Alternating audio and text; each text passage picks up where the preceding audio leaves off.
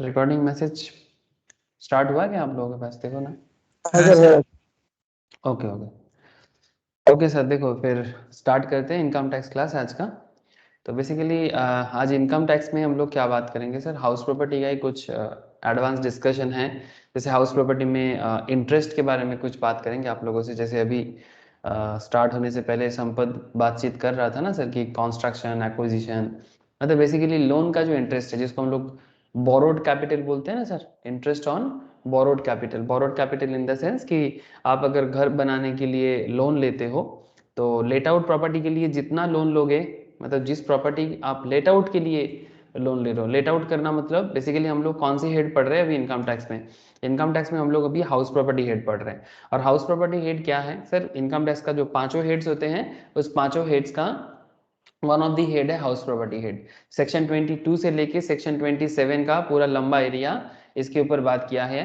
उसके साथ साथ कुछ और भी इधर उधर का सेक्शंस भी इसके अंदर इंक्लूड है, जो हाउस प्रॉपर्टी का कैलकुलेशन एंड कॉन्सेप्ट एंड मतलब इनकम टैक्स कैलकुलेशन सब कुछ आपको बताते हैं और सिखाते हैं। इसके साथ साथ अभी हम लोग क्या करेंगे सर, हाउस प्रॉपर्टी के अंदर ही कुछ स्पेशल क्वेश्चन भी करेंगे। और ये जो इंटरेस्ट जो है ना सर बोरोड कैपिटल का, जिसमें अगर आप भाड़ा देने के लिए घर बनाते हो, ठीक है, भाड़ा देने के लिए घर बनाते हो, रहने के लिए नहीं, बात ध्यान से समझिएगा। हाँ, भाड़ा देने के लिए मतलब लेट आउट करने के लिए आप कोई प्रॉपर्टी बिल्ड कर रहे हो, ठीक है, उसके लिए जो लोन आप पे करोगे, ठीक है, लोन मतलब लोन का इंटरेस्ट, ओके, लोन का इंटरेस्ट जो आप पे करोगे वो इंटरेस्ट में आपको काफी छूट मिलता है। तो उसमें जो डिडक्शन आपको मिलता है, ठीक है, वो deduction that is section 24 subsection क्या है? सेक्शन 24 सबसेक्शन बोलो। ए। ए। और और एक क्या हो जाता है सर, ये सेल्फ ऑक्युपाइड प्रॉपर्टी। हाँ बोलो। इंटरेस्ट बी है सर, 24 सबसेक्शन बी। इंटरेस्ट, अच्छा, और 24 सबसेक्शन ए में क्या आता है? तो स्टैंडर्ड डिडक्शन 30%। स्टैंडर्ड डिडक्शन, चलो वेरी गुड, गलत बोल दिया था। ओके, तो 24 subsection A and 24 subsection B, ठीक है, ये जो दोनों एरिया है इसी के अंदर ये जो इंटरेस्ट ऑन बोरोड कैपिटल, इसमें सेल्फ ऑक्युपाइड प्रॉपर्टी का जो खेल है उसमें आपको दो रूल्स बताते हैं, तीन रूल्स बताते हैं कि बेसिकली दो कॉन्सेप्ट है वहां पर। आप 30,000 तक भी डिडक्ट कर सकते हो और आप 30,000 को मैक्सिमम 2 लाख तक भी एक्सटेंड कर सकते हो। सर ये सब बात बेसिक्स ऑफ हाउस प्रॉपर्टी में हो चुका है, तो जस्ट मैं आपको रिकॉल इसलिए करा रहा हूँ क्योंकि आज इंटरेस्ट कैलकुलेशन में मैं आपके साथ थोड़ा ज़्यादा बातचीत करूँगा। और इसके अलावा कुछ और भी क्वेश्चंस है different kind of like area of rent के ऊपर एक क्वेश्चन है, को ओनरशिप के ऊपर, ठीक है, को ओनरशिप, ठीक है, को ओनरशिप एक इंटरेस्टिंग है सर। वो आइडेंटिकल यूनिट्स करवाया था, याद है ना, मतलब एक ही बिल्डिंग का दो पार्ट है, एक में आप रहते हो एक को भाड़ा दे देते हो, ठीक है। तो ऐसे ही ये कॉन्सेप्ट है कि अगर आप एक ही बिल्डिंग में एक एक बिल्डिंग है लेकिन जिसका ओनर तीन तीन चार चार जन है, ठीक है, ऐसा भी तो हो सकता है ना, बिल्डिंग एक है पर उसका ओनर अलग अलग है। अरे ऐसा हो सकता है कि नहीं हो सकता? अच्छा, जॉइंट तो फैमिली। ठीक है, हाँ, जॉइंट फैमिली टाइप से, यस यू कैन से इट, ठीक है। तो इस तरह का कुछ क्वेश्चन है वो भी आपसे बात करूंगा। फॉरेन प्रॉपर्टी होने से क्या ट्रीटमेंट होगा उसका एक बातचीत करना है। तो बोलने के लिए बहुत कुछ है, चलो सर स्टार्ट करते हैं। अच्छा, मैं रिकॉर्डिंग तो स्टार्ट कर लिया, स्क्रीन शेयर कर लेता हूँ एक স্যার এই बार যে आप लोग। লিড আউটের ক্ষেত্রে এটা বললেন যে हम्म, লোন নিলে যেটা হয় সেটা পুরোটাই দিয়ে দিতে হয়, পুরোটা ছুট পাওয়া যায়, ডিডাকশন মানে পাওয়া যায়। ছাড় পাওয়া যায়। হুম। হ্যাঁ সেটা স্যার, প্রথমে তো সেটা তো ব্যাংক থেকে জানছে যে সেটা লেট আউটের জন্য ইউজ হবে কি নর্মাল ইউজ হবে, ওটা তো পরবর্তীকালে ট্যাক্সের ডিপার্টমেন্টে ফেলে দেয় নাকি? না না এরকম না, তোর যদি সেলফ অকুপাইড প্রপার্টি হয় তাহলে সেলফ অকুপাইডের মতো ট্রিটমেন্ট হবে, আর তোর যদি লেট আউট প্রপার্টি হয় তাহলে লেট আউটের মতো ট্রিটমেন্ট হবে।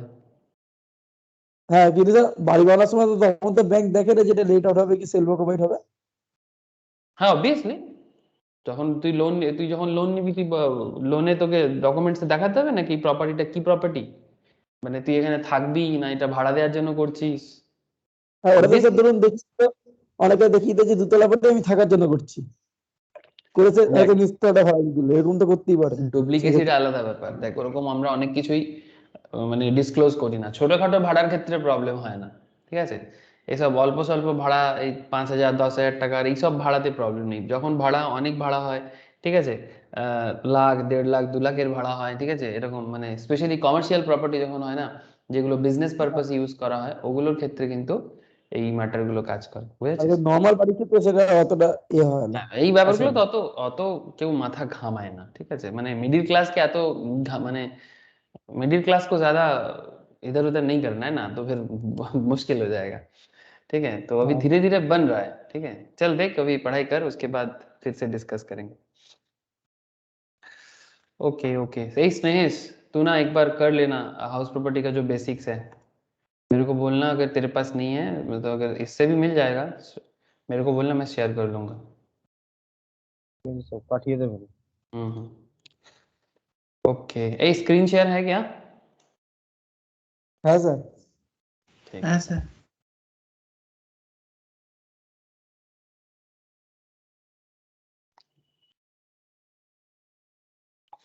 अच्छा चलो एक क्वेश्चन करते हैं, उसके बाद इंटरेस्ट कैलकुलेशन करेंगे। पहले एक क्वेश्चन कर लेते हैं, चलो स्क्रीन में देखो एक बार सर, कोई क्वेश्चन दिख रहा है क्या? एक सेकंड।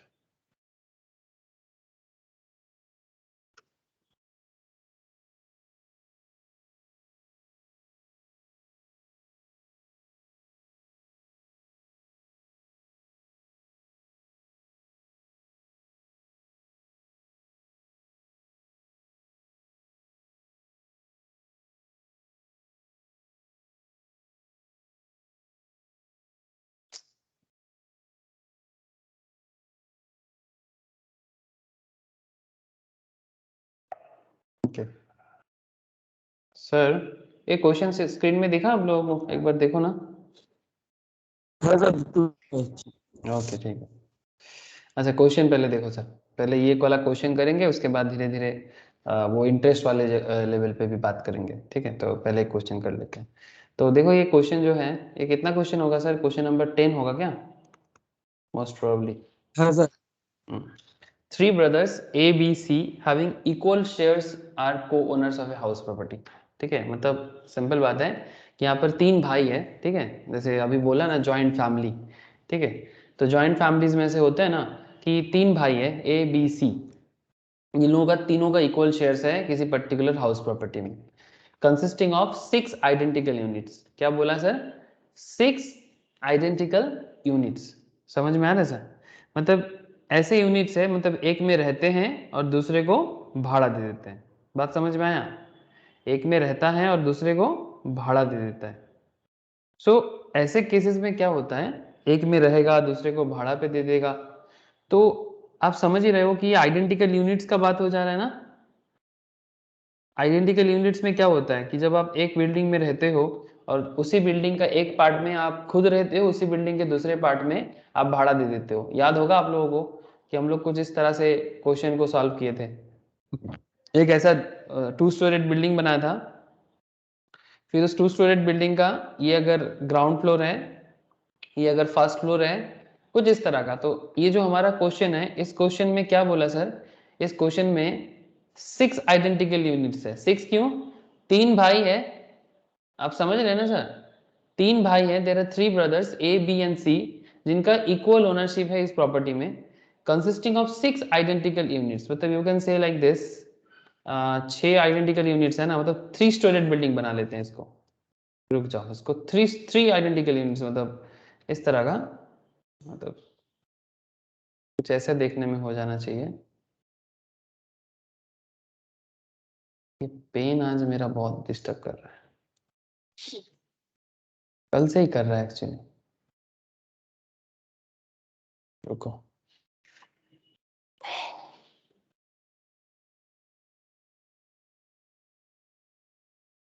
देखो कुछ बिल्डिंग कुछ देखने में ऐसा,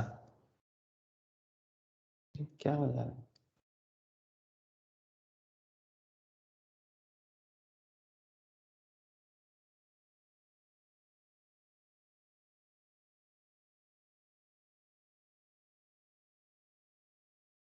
ये बिल्डिंग है, इस बिल्डिंग को आप ये लोग एक काम करो सर, इसे 3 हिस्सा कर दो। ये हो जाएगा एक जीएफ, मतलब ground floor, first floor, second floor. चलेगा क्या? 3 हिस्सा हो गया। 3 ब्रदर्स, 3 भाई का घर है। 3 ब्रदर्स ए बी एंड सी। तो 3 भाई के घर में कितना यूनिट बताया सर? सर बताया कि 6 आइडेंटिकल यूनिट्स, यही बताया ना क्वेश्चन में। क्वेश्चन देखो एक बार। अच्छा, house property consist of 6 identical units, 6। तो 6 आइडेंटिकल यूनिट्स बनाने के लिए मुझे क्या करना पड़ेगा? बीच में से 2 लाइन खींच देने से हो जाएगा शायद। हाँ सर, देखो तो 1 2 3। और कैसे करें? ऐसे ही सही रहेगा क्या? 1 2 3 हाँ सर, 1 वो 2 3। हाँ, ऐसा ही सही रहेगा। This is okay. इसमें क्या हो जाएगा ये देखो, ये सो, ये सो, ये सो, ठीक है। और ये जो पार्ट है एलो एलो एलो। समझ में आ गया sir? 6 identical units, ground floor, first floor, second floor. अब एबीसी अपने अपने हिसाब से ले लेगा जिसको जो घर लेना है, ठीक है। ये तो अपने अपने वो जब प्रॉपर्टी डिस्ट्रीब्यूट होता है ना, तब वो भाई के बीच में डिस्ट्रीब्यूट हो जाते हैं, as you all know about this things. ये तो हमारे डेली लाइफ है ना, मतलब हमारे सोसाइटी में ये सब चलता रहता है सर। तो सर कहना क्या है? सर कहना कुछ नहीं है, प्रॉपर्टी एक है, उसी प्रॉपर्टी में 3 ओनर आ गया, को ओनरशिप आ गया, ठीक है। तो बेसिकली ये को ओनरशिप का क्वेश्चन है। अब को ओनरशिप में क्या बोला आगे वो भी थोड़ा देख लेते हैं। The property was constructed on 95 31 में 1995 में। ईच ऑफ देम ऑक्युपाइज, हर कोई एक एक यूनिट ऑक्युपाई किया है। For his residence and other 3 units are let out at rent of ₹7,000 per month. कितना रेंट पे दिया सर? ध्यान से देखिएगा थोड़ा, क्वेश्चन का ये सब इंफॉर्मेशन काफी इंपॉर्टेंट है। 7,000 पर मंथ का रेंट दिया आपने, 7,000 पर मंथ का। ये पता नहीं क्या हो गया। স্যার ওই এসও এলোটা কি স্যার? हाँ बोल। এসও আর এলো যে লিখলেন ওইগুলো কি? এই হাউস প্রপার্টি ফার্স্ট ক্লাস করছিস বাবু? তুই একটাও ক্লাস করিস নি হাউস প্রপার্টি? মনে হয় ওই জন্যই তুই এই কোশ্চেনটা করলি। হাউস প্রপার্টি প্রথম ক্লাস করলে এরকমই অবস্থা হয়। তোকে আমি ক্লাসগুলো আমার থেকে চেয়ে নিবি মনে করে, মিস করেছিস চাসনি কেন? এসও ঠিক এলো, আছে। एसओ एलो माने होच्छे self occupied property and let out property. किसी भी बिल्डिंग का, किसी भी बिल्डिंग को तुम 2 ही कॉन्सेप्ट में यूज कर सकते हो ना। एक आप जिसमें आप रहते हो, तो एसओ का मतलब हो जाता है सेल्फ ऑक्युपाइड, ठीक है। ये जो करंट डिस्कशन चल रहा है ना, ये फर्स्ट डिस्कशन तो नहीं है, ऑलमोस्ट 3-4 क्लास हो गया हाउस प्रॉपर्टी में। तो सेल्फ ऑक्युपाइड प्रॉपर्टी मतलब जिस प्रॉपर्टी के अंदर आप खुद रहते हो, ठीक है। और आपका कोई पार्ट ऐसा भी होता है ना बिल्डिंग का जिसको आप भाड़ा पे देते हो। हाँ ऋषभ, बिल्डिंग भाड़े पे दिया जाता है कि नहीं हाँ दिया हाँ जाता हाँ है ना? तो जिस पार्ट को आप भाड़े पे देते हो that is called let out property, ठीक है। आपका ही प्रॉपर्टी है बट एक पार्ट में आप खुद रह लेते हो, तो जिस पार्ट में आप रहते हो दैट इज सेल्फ ऑक्युपाइड, और जिस पार्ट को आप लेट आउट करते हो दैट इज लेट आउट। तो S O L O means S O for self occupied, L O for let out. Okay, इसका जो भी पुराना क्लासेस है ना स्टार्टिंग 3-4, आप प्लीज मेरे को बताना, मैं जैसे स्नेहस को बोला तेरे को भी शेयर कर लूंगा। मस्ट गो थ्रू सर, ये मतलब कर लेना, नहीं तो मुश्किल में आ जाएगा सर, हाउस प्रॉपर्टी समझ में नहीं आएगा बाद में फिर, ঠিক ठीक है। আছে। लेकिन ठीक है, अभी इतना तो समझ আর गया ना স্যার আর একটা कि কোশ্চেন, স্যার बोलो বলছে बोलो। 6 আইডেন্টিক্যাল ইউনিটস এগুলো তো মানে আইডেন্টিক্যাল তো নয়। नहीं, आइडेंटिकल मतलब देख, आइडेंटिकल का मतलब ये है कि सब एक ही तरह का है। आइडेंटिकल यूनिट्स का मतलब ये है कि एक ही तरह का है, मतलब यहाँ पर मैंने इसको थोड़ा छोट मतलब इस एसओ को छोटा कर दिया, ठीक है। यहाँ पर इसका मतलब ये, मतलब ऐसा भी कर सकते थे कि बीच में काट देते तो एक पार्ट एसओ हो जाता, दूसरा पार्ट एलो हो जाता, ठीक है। जस्ट इमेजिन कर लो अभी, ठीक है। आइडेंटिकल के इन द सेंस ঠিক कि আছে। बिल्डिंग को अगर मैं 2 हिस्सों से बांट दूं, ठीक है। आपका एक बिल्डिंग है, आप क्या करते हो, ठीक है, 2 स्टोरेड बिल्डिंग है आपका, एक हिस्से में आप खुद रह लेते हो। सपोज आप ग्राउंड फ्लोर में रहते हो, फर्स्ट फ्लोर को भाड़ा दे दिया, या फिर ऑपोजिट, फर्स्ट फ्लोर में रहते हो, ग्राउंड फ्लोर को भाड़ा दे दिया, ऐसे तो कर ही सकते हो ना। तो ये जो कॉन्सेप्ट है इसी को आइडेंटिकल यूनिट्स बोलते हैं, ठीक है। तो यहाँ पर मैंने एसओ को छोटा कर दिया, ये जस्ट सिंपल कॉन्सेप्ट के लिए, ठीक है। आप समझ लो कि भाई दोनों एक ही तरह का है, एक पार्ट में रह लेता है बंदा, दूसरा पार्ट को भाड़ा दे देता है बंदा, और क्या, बस इतना सब सोच के चलो ना। अब क्वेश्चन का बाकी ঠিক पार्ट আছে तो देख ले, ठीक है, क्वेश्चन का बाकी हिस्सा तो देख ले एक बार। तो ये जो घर वो भाड़ा देता है सर, ये घर का भाड़ा देता है ये लोग 7,000 पर मंथ का, ठीक है। अच्छा, घर का म्यूनिसिपल वैल्यूएशन दे के रखा है। Municipal value of the house property कितना बोला सर? 4 लाख, 4 लाख का हाउस प्रॉपर्टी का वैल्यूएशन है और उसका टैक्स बोला है sir 40% of such municipal value, ठीक है। म्यूनिसिपल टैक्स जो बोला है वो म्यूनिसिपल वैल्यू का 40%। इसके साथ साथ आपको बिल्डिंग के रिपेयर्स के लिए 20,000 का कुछ खर्चा दिया, कलेक्शन चार्जेस कुछ है 5,000 का, interest payable on loan taken for construction of house 2,42,000, ठीक है। One of the let out remain vacant 3 months during the year. कोई एक let out, one of the let out, इन पूरा लेट आउट में से कोई भी एक लेट आउट पूरा मंथ ईयर में 3 महीना वैकेंट रहा, ठीक है। रिमेन वैकेंट फॉर 3 months, ध्यान से सुनिएगा बात को, ठीक है। 3 महीना वैकेंट रहा। ए could not occupy his unit of 6 months। ए जो है सर, इसमें 3 भाई है ना, इसका जो ए पार्ट है सर, ए जो है ये could not occupy his unit for 6 months as he was transferred to Mumbai, और मुंबई में ट्रांसफर हो गया था। He does not own any other house, उसका दूसरा कोई हाउस है नहीं। The other income of A, B, C are 1,80,000, 1,90,000 and 2,10,000 respectively। मतलब A, B, C का जो दूसरा इनकम है हाउस प्रॉपर्टी छोड़ के, ठीक है, 5 हेड्स में कोई भी हेड्स में वो इनकम आप ट्रांसफर कर सकते हो। तो अगर कोई भी हेड्स के अंदर अगर कुछ बोला नहीं है, से फॉर एग्जांपल अगर ये नहीं बोला कि सैलरी है कि नहीं है, ठीक है, बिजनेस इनकम है कि नहीं है, या फिर कैपिटल गेन है कि नहीं है, तो अगर कुछ ऐसे बोला नहीं है सैलरी बीपीसीजी में, ठीक है, 5 हेड्स है ना सर, एक हो गया सैलरी, एक होता है बिजनेस एंड प्रोफेशन, एक हो जाता है कैपिटल गेन, एक हो जाता है हाउस प्रॉपर्टी, एक हो जाता है इनकम फ्रॉम अदर सोर्स। आप लोगों को समझ में आ गया सर? तो ये सैलरी बीपीसीजी, अच्छा एचपी तो बाकी हिस्सा है। तो अगर इस ये जो 1,80,000 है, 1,90,000 है, 2,10,000 है, इसमें कोई पर्टिकुलर और नहीं बोला, तो फिर इसको कौन सा इनकम मानोगे? अदर इनकम मतलब, आईएफओएस। हाँ very good, common common sense यही होता है सर, इसको अदर सोर्स मान लेना, ठीक है। आपको बस क्या पूछा सर, कंप्यूट करके बताओ income under the head income from house property for the previous year, recent जो चल रहा है वही ले लो, या फिर क्वेश्चन में जो रहेगा प्रीवियस ईयर करेंटली क्या चल रहा है 2021, ठीक है। असेसमेंट ईयर क्या चल रहा है 21 22, ठीक है। Previous year 2021, assessment year 21 22।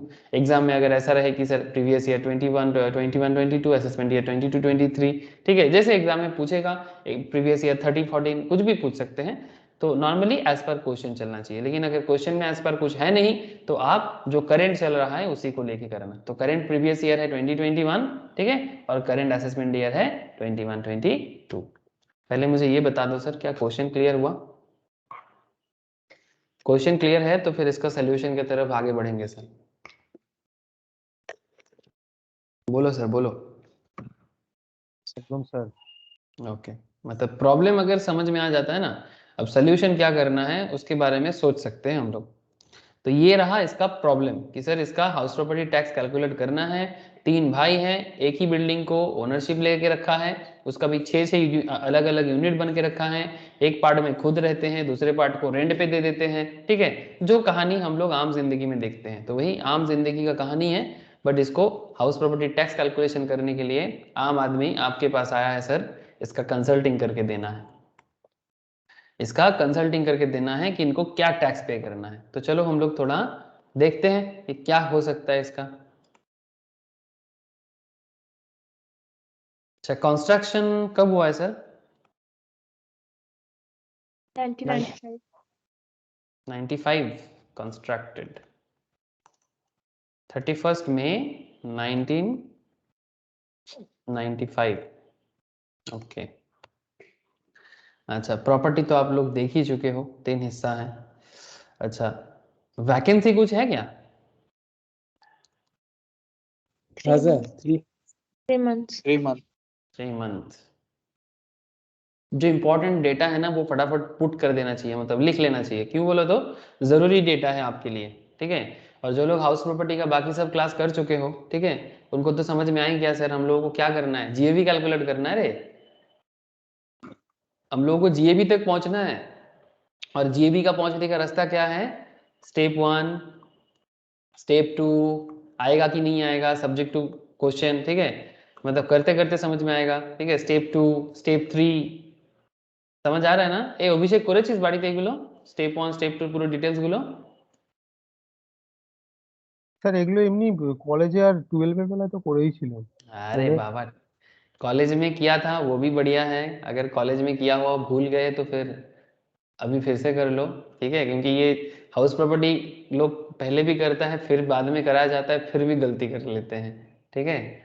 सो अगर याद है तो बहुत बढ़िया स्नेहेश, तो फिर आपका नॉलेज का भी इस्तेमाल कर लो, अगर पुराना नॉलेज याद है तो बेसिकली स्टेप 1, स्टेप 2, स्टेप 3 इसी कॉन्सेप्ट में आगे बढ़ना है और आपको जीए भी कैलकुलेट करना है, ठीक है। तो if you can calculate gross annual value of this property, उसके बाद काम हो जाएगा आसान, ठीक है। तो मुश्किल को आसान करना है। तो वैकेंसी है 3 महीने का। अच्छा, इस क्वेश्चन में एक चीज देखा आप लोगों ने, इसका जो स्टेप 1 कैलकुलेट करने के लिए आपको क्या चाहिए बोलो तो? स्टेप 1 कैलकुलेट कर, हाँ बोलो। F R, M B and S R, है ना। फेयर रेंट चाहिए, म्यूनिसिपल वैल्यू चाहिए एंड स्टैंडर्ड रेंट चाहिए। इसमें क्या दिया हुआ है क्वेश्चन के अंदर? Municipality value. सर इस क्वेश्चन में सिर्फ म्यूनिसिपल वैल्यू दिया हुआ है, दैट इज 4 लाख का 40%, है ना। 4 लाख का 40%, only this value is given, बाकी और कुछ नहीं दिया हुआ। तो फिर फेयर रेंट का क्या होगा? तो जब क्वेश्चन में फेयर रेंट नहीं दिया होता है तब क्या करोगे? तो वो तो देखना पड़ेगा ना सर, उसका भी सिस्टम है। तो उसका कॉन्सेप्ट एक्चुअली रेंट से आते हैं, एक्चुअल रेंट से। फेयर रेंट अगर क्वेश्चन में गिवन नहीं होता, उसको भी कैलकुलेट करने का सिस्टम है। तो अभी मैं आपको दिखाता हूँ क्या करना पड़ेगा आपको। अच्छा, स्टैंडर्ड रेंट अगर नहीं है तो कोई बात नहीं, स्टैंडर्ड रेंट नहीं रहेगा तो फेयर रेंट से ही बात बन जाता है, ठीक है। तो ये चलो, यही सब कॉन्सेप्ट में भी थोड़ा डील करना पड़ेगा। तो जो जो इन्फॉर्मेशन हमें पता है वो इन्फॉर्मेशन हम यहाँ लिख दिए। कॉन्स्ट्रक्टेड 31/5/1995, वैकेंसी इसका है 3 मंथ का, ठीक है। और अच्छा, इसमें यहाँ पर एक बिल्डिंग भी एक दिखा देते हैं आपको, आपको सुविधा होगा।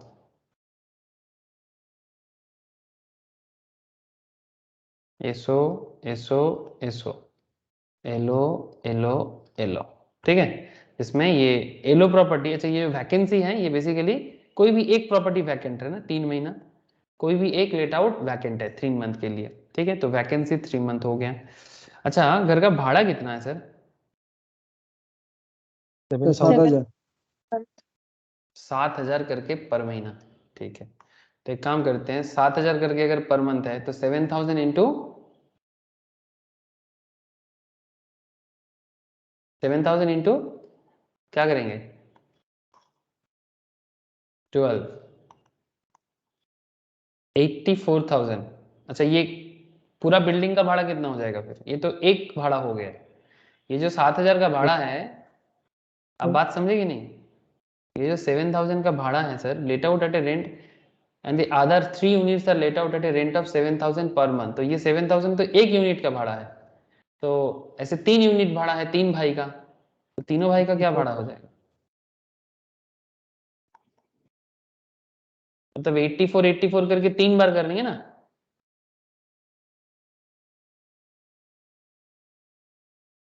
ये बात समझ में आया कि नहीं आया? का तो बोल ली 2,52,000। Yes sir. 2,52,000, ठीक है। ये हो गया घर স্যার का। বলছি যে এরকম 3 বার করে দেখাতে হবে না, ইনটু 84,000 ইনটু 3 করলেও হবে? अरे वो एक ही है, ठीक है। ये तो बस मैं प्रेजेंटेशन के लिए दिखाया। आप अगर 84,000 इंटू 3 भी करते हो तो कोई दिक्कत नहीं है सब, ठीक है। तो मैं तो बस तीनों प्रॉपर्टी का अलग अलग है, इट्स अ गुड प्रेजेंटेशन, ठीक है। ठीक तीनों আছে। का अलग, हाँ। तो इसीलिए ये अच्छा रहेगा आपके, आप बाद में देखोगे ना, जैसे मानो कि आप बाद में इस क्वेश्चन को रिवाइज कर रहे हो, तो आप अगर 84,000 इंटू 3 कर दोगे, कर सकते हो, लेकिन बाद में रिवाइज करने के टाइम पे आपके दिमाग में ना घुसेगा नहीं। जैसे इसी तरह गलती कर देते स्टूडेंट, क्या कर देते हैं, वो 84,000 इंटू 3 किया, ये प्रेजेंटेशन कुछ नहीं किया, ठीक है, वो मुंह में कर दिया था 84,003 इंटू 3, फिर वो ना सोच रहा है कि ये इंटू 3 क्यों किया मैंने, ये इंटू 3 क्यों किया मैंने। वो शायद 7,000 इंटू 12 था समझ जाएगा, बट इंटू 3 क्यों किया अगर उसके दिमाग में क्लिक नहीं करेगा। लेकिन अगर उसके पास ये प्रेजेंटेशन रहेगा ना, वो समझ जाएगा अच्छा ये रीजन था। तो बस यही फर्क पड़ जाता है और कुछ नहीं। अच्छा, फेयर रेंट कितना हो गया फिर? सर ये जो आपका एनुअल रेंट आया ना सर, ये एनुअल रेंट ही आपका फेयर रेंट बन जाएगा, बिकॉज कुछ है नहीं और आपके पास। So fair rent is your annual rent यहाँ पर। तो 2,52,000 ही आपका फेयर रेंट बन जाएगा। म्यूनिसिपल वैल्यू 4 लाख का मतलब बेसिकली 4 लाख का 40% था ना सर?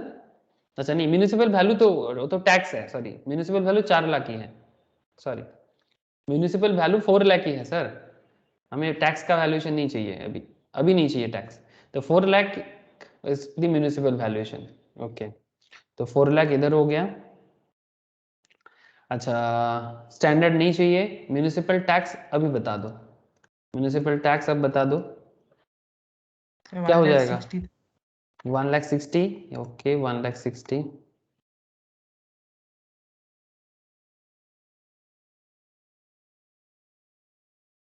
और बताओ,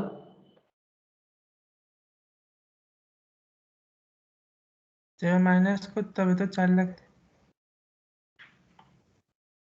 नहीं अभी माइनस नहीं करेंगे, इंटरेस्ट का क्या बोला है क्वेश्चन में? Interest payable on loan taken for construction of house, इसका डेटा दिया आपको, ये जरूरी डेटा है आपके लिए।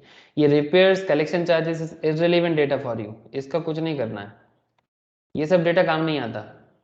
जो डेटा काम में आता है वो आपको पता है सर, जो लोग हाउस प्रॉपर्टी का फॉर्मेट जानते हो, हाउस प्रॉपर्टी का जो प्रोफार्मा है जो आपको मैं पहले करा के रखा, आप देखिएगा वहाँ पर, ये हाउस प्रॉपर्टी का जो प्रोफार्मा है उसमें पूरा साफ साफ किया हुआ है कि मतलब क्या क्या चीज़ें आते हैं, ठीक है। आपको जीएबी के लिए जो डेटा चाहिए वो पता करना है, एनएबी के बाद आपको इंटरेस्ट ऑन लोन और आपका डिडक्शन जो स्टैंडर्ड डिडक्शन, ये सब डेटा आपको चाहिए। तो interest payable on loan taken for construction of house 2,42,000, तो this is important data for you. और वो जो बाकी रिपेयर्स वगैरह हैं दैट इज इररिलेवेंट करेंटली। तो 2,42,000 का आप इंटरेस्ट भर रहे हो, 2,42,000 का आप क्या भर रहे हो सर? इंटरेस्ट भर रहे हो, ठीक है। अच्छा, यहाँ पर ना एक सवाल मेरे मन में चल रहा है सर, ये जो प्रॉपर्टी है ये तो 3 भाई का है और पूरा बिल्डिंग का वैल्यूएशन है, तो क्या इसको पर यूनिट में डिस्ट्रीब्यूट कर देना चाहिए, क्या कहते हो? हाँ सर। पर यूनिट में डिस्ट्रीब्यूट कर देना चाहिए, मतलब टोटल वैल्यूएशन अगर 4 लाख है तो क्या इसको 3/6 कर देना चाहिए? टोटल वैल्यूएशन अगर 1 लाख, म्यूनिसिपल टैक्स अगर 1,60,000 है तो क्या इसको 3/6 कर देना चाहिए? इंटरेस्ट अगर 2,42,000 का है तो क्या इसको 3/6 कर देना चाहिए, क्या कहते हो? Yes sir. तो कर दो, कितना होता है, मतलब ये पर हेड बांट जाएगा ये चीज, तो 4 लाख का 3/6 कितना हो जाएगा? 3/6 क्यों समझ में आया? टोटल 6 यूनिट्स है, उसमें से 3 का, ठीक है, तो 3/6, 2 हाँ कितना हुआ? 2 लाख, 2 लाख 2 लाख 1,60,000 का 3/6, सर 80,000। 1000 1,41,000। ये 2,42,000 का 3/6, 1 lakh sorry 21। हाँ सर 1,21,000, समझ में आया सर कुछ? अच्छा, ये जो 1,21,000, ठीक है, जो इंटरेस्ट मिला ये तो तीनों भाई का मिला है ना। अब मुझे एक चीज बताओ कि ये जो प्रॉपर्टी है इसका लॉस कितना हो जाएगा? इसका 3 महीने का वैकेंसी है ना,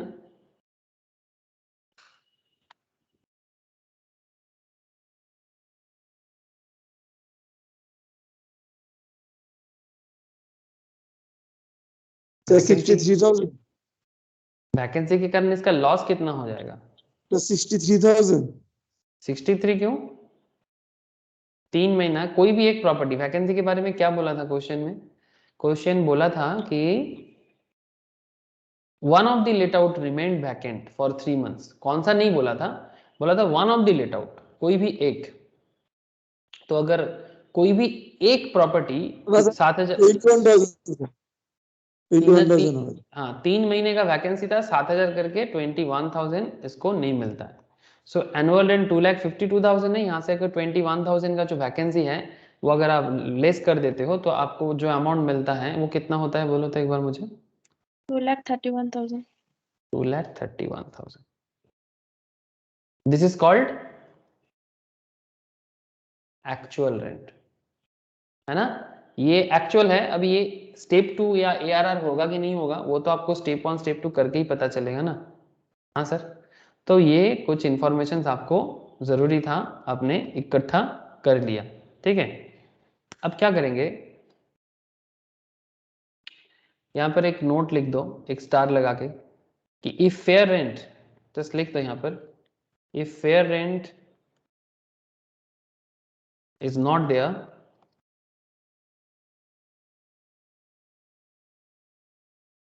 then annual rent is fair rent, then annual rent is fair rent।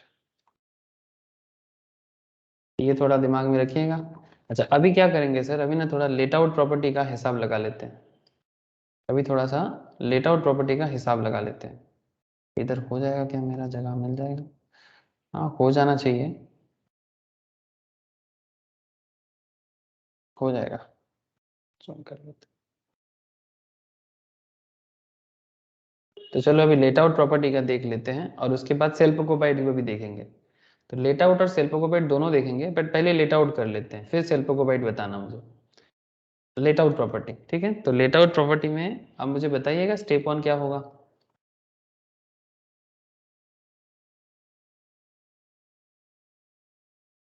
Step 1 कितना हो जाएगा सर लेट आउट में?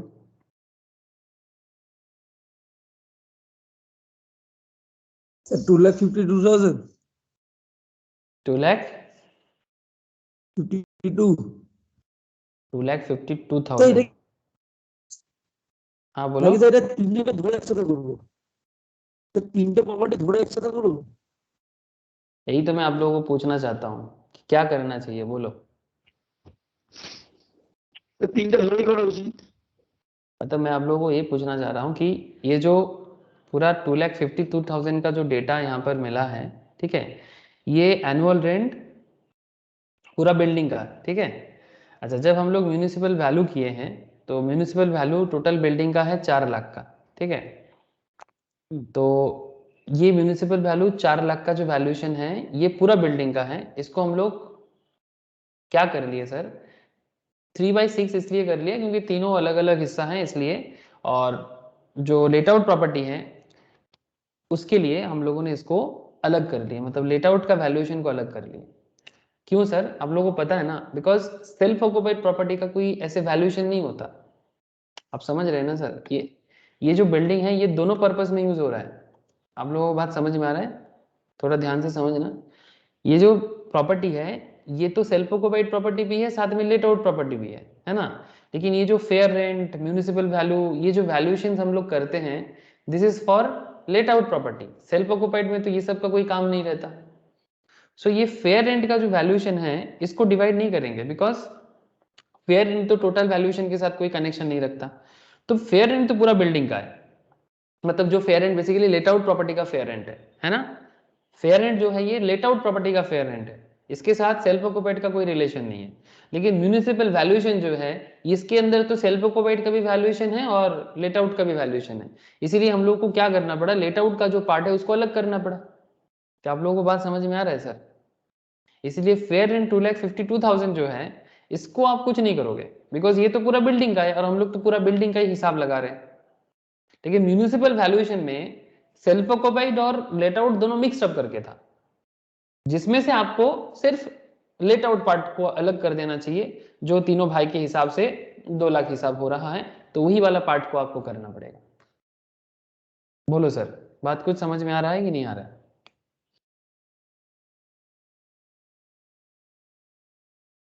क्या ये बात आप लोगों को समझ में आ रहा है? Yes sir. हाँ क्लियर है ना। तो स्टेप 1 का क्या हिसाब है, फेयर रेंट और म्यूनिसिपल वैल्यू में कंपेयर करो सर, फेयर रेंट और म्यूनिसिपल वैल्यू में कंपेयर करो। क्या लेना पड़ता है, take the higher. Take the higher. तो एमबी और एफआर में जो हायर है, तो अच्छा यहाँ पर तो एसआर है नहीं, तो आप एसआर को इग्नोर कर सकते हो। स्टैंडर्ड रेंट यहाँ पर है नहीं सर, तो फिर you can easily ignore standard rent यार। तो स्टेप 1 कितना हो जाएगा, 2,52,000, ठीक है सर। स्टेप 1 हो गया आपका 2,52,000। अच्छा स्टेप 2 का क्या खेल है? स्टेप 2 का क्या खेल है, कौन बताएगा? स्टेप 2 कब आता है और क्यों आता है? हाँ क्यों नहीं आएगा? কারণ স্যার অ্যাকচুয়াল রেটটা স্যার এই ইয়ের থেকে কম আছে, ফেয়ার এন্ড মিউচুয়াল ভ্যালুর থেকে কম আছে স্যার। Very good sir. ये जो एक्चुअल रेंट है ना, ध्यान से सुनना सर, ये जो एक्चुअल रेंट है यही स्टेप 2 में आना पड़ता है, मतलब इसको ही आने का जगह मिलता है, जो आप लोगों को प्रीवियस बेसिक्स में पूरा अच्छे से समझाया गया है सर। एक्चुअल रेंट ही स्टेप 2 हो सकता है, लेकिन उसके लिए एक्चुअल रेंट को स्टेप 1 से ज्यादा होना पड़ेगा। स्टेप 1 का दूसरा कॉन्सेप्ट क्या है, जिसको बोलते हैं RER, reasonable expected rent step 1। Step 2 का दूसरा नाम होता है ARR, बट अगर वो पिक्चर में आए तभी ARR बोलेंगे, मतलब एक्चुअल रेंट रिसीव्ड और receivable. But actual rent received and receivable तभी पिक्चर में आएगा अगर वो स्टेप 1 से बड़ा हो तो। But in this case step 1 2,52,000 का है और एक्चुअल रेंट 2,31,000 का है, तो step 2 not applicable. Very good sir. Now there is a big question sir, क्या स्टेप 3 आएगा? হ্যাঁ স্যার আসবে, আসবে স্যার। आएगा सर स्टेप 3, क्यों? তো ভ্যাকেন্সি আছে। Very good sir. स्टेप 3 आएगा बिकॉज ये जो स्टेप 2 कम हुआ है ना, ये जो एक्चुअल रेंट कम हुआ है, इसका रीजन क्या था? वैकेंसी। इसका रीजन था वैकेंसी, वैकेंसी के कारण लॉस हुआ है, तभी ये स्टेप 2 नहीं आया।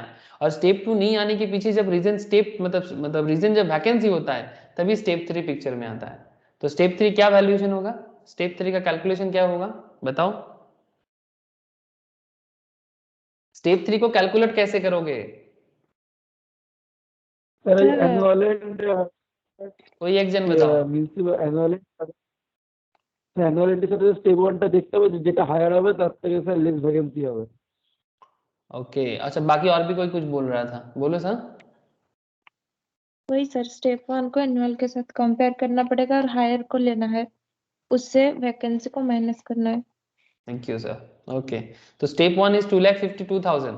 हाँ स्टेप 1 इज 2,52,000 और एनुअल है 2,52,000।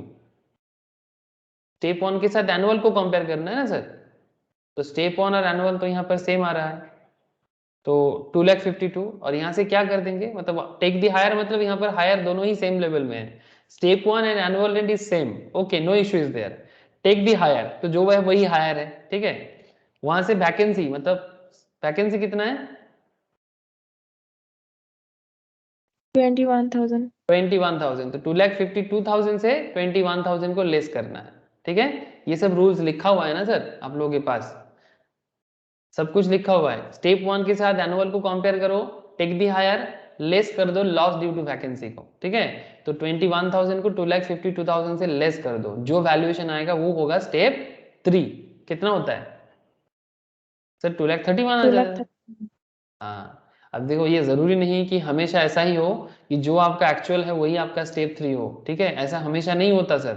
तो कई बार स्टूडेंट को मैंने ऐसा करते हुए देखा है कि क्योंकि वो कहीं मतलब कभी 2-4 बार ऐसा देखते कि एक्चुअली तो स्टेप 3 में आ जा रहा है, जब वो स्टेप 2 नहीं आता है तो वो पुट कर देता है। सर ऐसा पुटिंग बाजी मत करना, ठीक है। पुटिंग बाजी समझते हो ना, कि होता है पहले देखा तो फिर से कर दिया, ऐसा कभी ना करना सर। आप लोग हमेशा एज पर रूल चलना। आप लोगों को मैंने पहले भी काफी सारा क्वेश्चन में दिखाया कि हमेशा नहीं होता है। अगर क्वेश्चन में थोड़ा बहुत इधर उधर जैसे अनरियलाइज्ड का कुछ एरिया दे दिया, कुछ और क्वेश्चंस के अंदर घुमा दिया, तो आपका जवाब सेम ना भी हो सकता है। तो स्टेप 3 कैलकुलेट करने का जो रूल है विद वैकेंसी का, अब वही रूल फॉलो करना। स्टेप 1 के साथ एनुअल रेंट को कंपेयर करना, take the higher, less loss due to vacancy. तो लॉस ड्यू टू वैकेंसी कितना है? 21। सो अल्टीमेटली 2,31,000 जो है वही आपका स्टेप 3 में आ जाएगा, ठीक है। सो अगर जो सर इस केस में आपका स्टेप 3 आया तो जीएबी क्या हो जाएगा आपका? স্যার বলছিলাম 15,000 মাইনাস বেরোবে স্যার। हाँ हाँ हाँ, और एक बार बता। 15,300, 15,300 মাইনাস। কিটা বুঝলাম না। স্যার এই মানে house property, income from house property हाँ লেট আউটে 15,300। 15,300 কি আনসার বলছিস? এই কোশ্চেনটার আনসার বলছিস? হ্যাঁ স্যার, হ্যাঁ স্যার, হ্যাঁ স্যার, লেট दाड़ा আউটে दाड़ा दाड़ा आस्ती। ग्रॉस एनुअल वैल्यू कितना हो जाएगा ये तो बता दो मुझे, जीएबी क्या होगा? 2,31,000। बस सर, ठीक है। जीएबी का क्या केस है सर, जो लेटेस्ट होता है वही जीएबी होता है, स्टेप 1, स्टेप 2, स्टेप 3, इसमें से जो लेटेस्ट होगा। अगर किसी क्वेश्चन में स्टेप 2 आ जाता है ना तो स्टेप 3 नहीं आता, ये बात याद रखिएगा, ठीक है। तो स्टेप 2 आता है तो स्टेप 3 नहीं आता है, तो स्टेप 2 जीएबी बन जाता है। सर अगर किसी कोई क्वेश्चन आपको ऐसे भी मिलेगा जिसमें आपको सिर्फ स्टेप 1 ही आया तो स्टेप 1 ही जीएबी बनेगा, जो लेटेस्ट है वही जीएबी है। अगर स्टेप 3 आएगा तो वही जीएबी बनेगा, ठीक है। लेकिन ये कौन सा स्टेप कब आएगा उसका रूल्स है जो आपको बेसिक्स में ऑलरेडी बता के रखा सर। अगर जिन लोगों ने बेसिक मिस किया है या नहीं कर पाया प्लीज एक बार कर लो सर फिर से। तो ग्रॉस एनुअल वैल्यू हो गया 2,31,000। यहां से आपको लेस करना पड़ता है म्यूनिसिपल टैक्स। अब बताओ कि कितना टैक्स लेस करोगे? 80,000। Very good sir. तो 2,31,000 से 80,000 लेस कर दिया तो कितना हो जाएगा? 1,51,000। हाँ सर देखो तो एक बार। हाँ सर, हाँ सर। 1,51,000। यहाँ से क्या करोगे? सबसे पहले डिडक्शन स्टैंडर्ड डिडक्शन 24 सबसेक्शन ए है ना, लेस हाँ सर। करोगे तो कितना? At the rate 30%। 45,300। 45,300। Very good sir, ठीक है। अच्छा 45,300 ये जो भी होगा। अच्छा यहाँ से और एक चीज लेस करना होगा sir, interest on loan. Interest on 1,21,000। Very good sir, रुको तो फिर मेरे को एक बार यहाँ से रिपीट करना। तो 45,300 लेस हो जाएगा, लेस हो जाएगा इंटरेस्ट ऑन लोन। 1,21,000 है पूरा ओवरऑल बिल्डिंग का, हाँ तो वही आ जाएगा, ठीक है। लेट आउट प्रॉपर्टी है सर, लेट आउट प्रॉपर्टी में जितना इंटरेस्ट भरोगे उतना ही, जितना इंटरेस्ट लेट आउट के केस में क्या है, जितना इंटरेस्ट आप भरोगे पूरा का पूरा इंटरेस्ट ही आप लेस कर सकते हो। इसीलिए मायने यहाँ पर हम लोगों ने इंटरेस्ट ऑन लोन 1,21,000 लेस किया। सर ये सब लेस करने के बाद क्या आता है आपका? तो 15,300 house property. 15,300। This is income from house property. Income from house property मतलब ये आपका लेट आउट प्रॉपर्टी का इनकम है। क्या ये नेगेटिव होगा? यस। हाँ सर, 1,51,000 माइनस 45,300 और माइनस 1,21,000 तो अल्टीमेटली 15,300 नेगेटिव। दैट मीन्स आपका इनकम मतलब ये प्रॉफिट हुआ कि लॉस हुआ? लॉस। तो सेल हुआ तो सर लॉस হবে -30,000 হবে। एक मिनट रुक जा, ये मुझे बताओ कि ये जो इनकम फ्रॉम हाउस प्रॉपर्टी है क्या ये तो पूरा बिल्डिंग का है, लेकिन ये तो पर हेड में डिस्ट्रीब्यूट हो जाना चाहिए ना?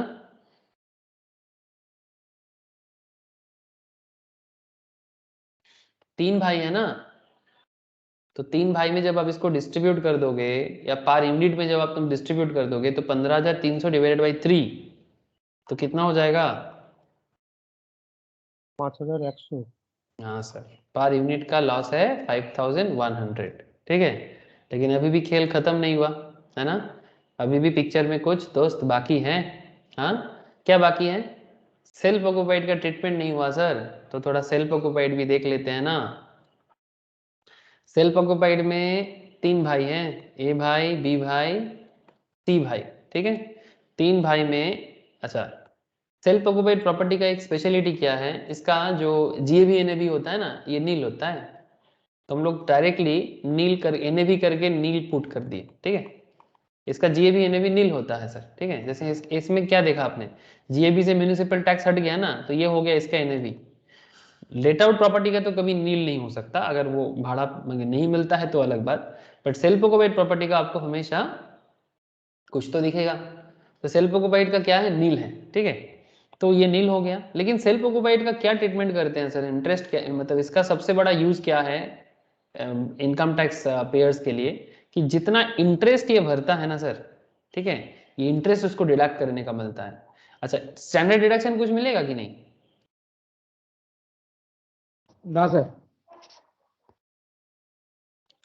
Standard deduction at the rate of 30% मतलब एज पर 24 सबसेक्शन ए, ये भी नील होगा बिकॉज एनएबी पे ही स्टैंडर्ड डिडक्शन दिया जाता है। तो जब आपका NAV नील है तो स्टैंडर्ड डिडक्शन भी नील ही होगा। लेकिन जब बात आता है इंटरेस्ट ऑन बोरोड कैपिटल का या इंटरेस्ट ऑन लोन का, इस केस में क्या हो जाएगा, क्या बोलते हो, बोलो। इंटरेस्ट ऑन लोन, इन तीनों भाई ने इंटरेस्ट ऑन लोन का, हाँ बोलो बोलो 30,000 হবে স্যার 30,000। 30,000। हाँ अच्छा सर। देखो सर, इन लोगों ने इंटरेस्ट कितना भरा था ओवरऑल बिल्डिंग का, 2,42,000।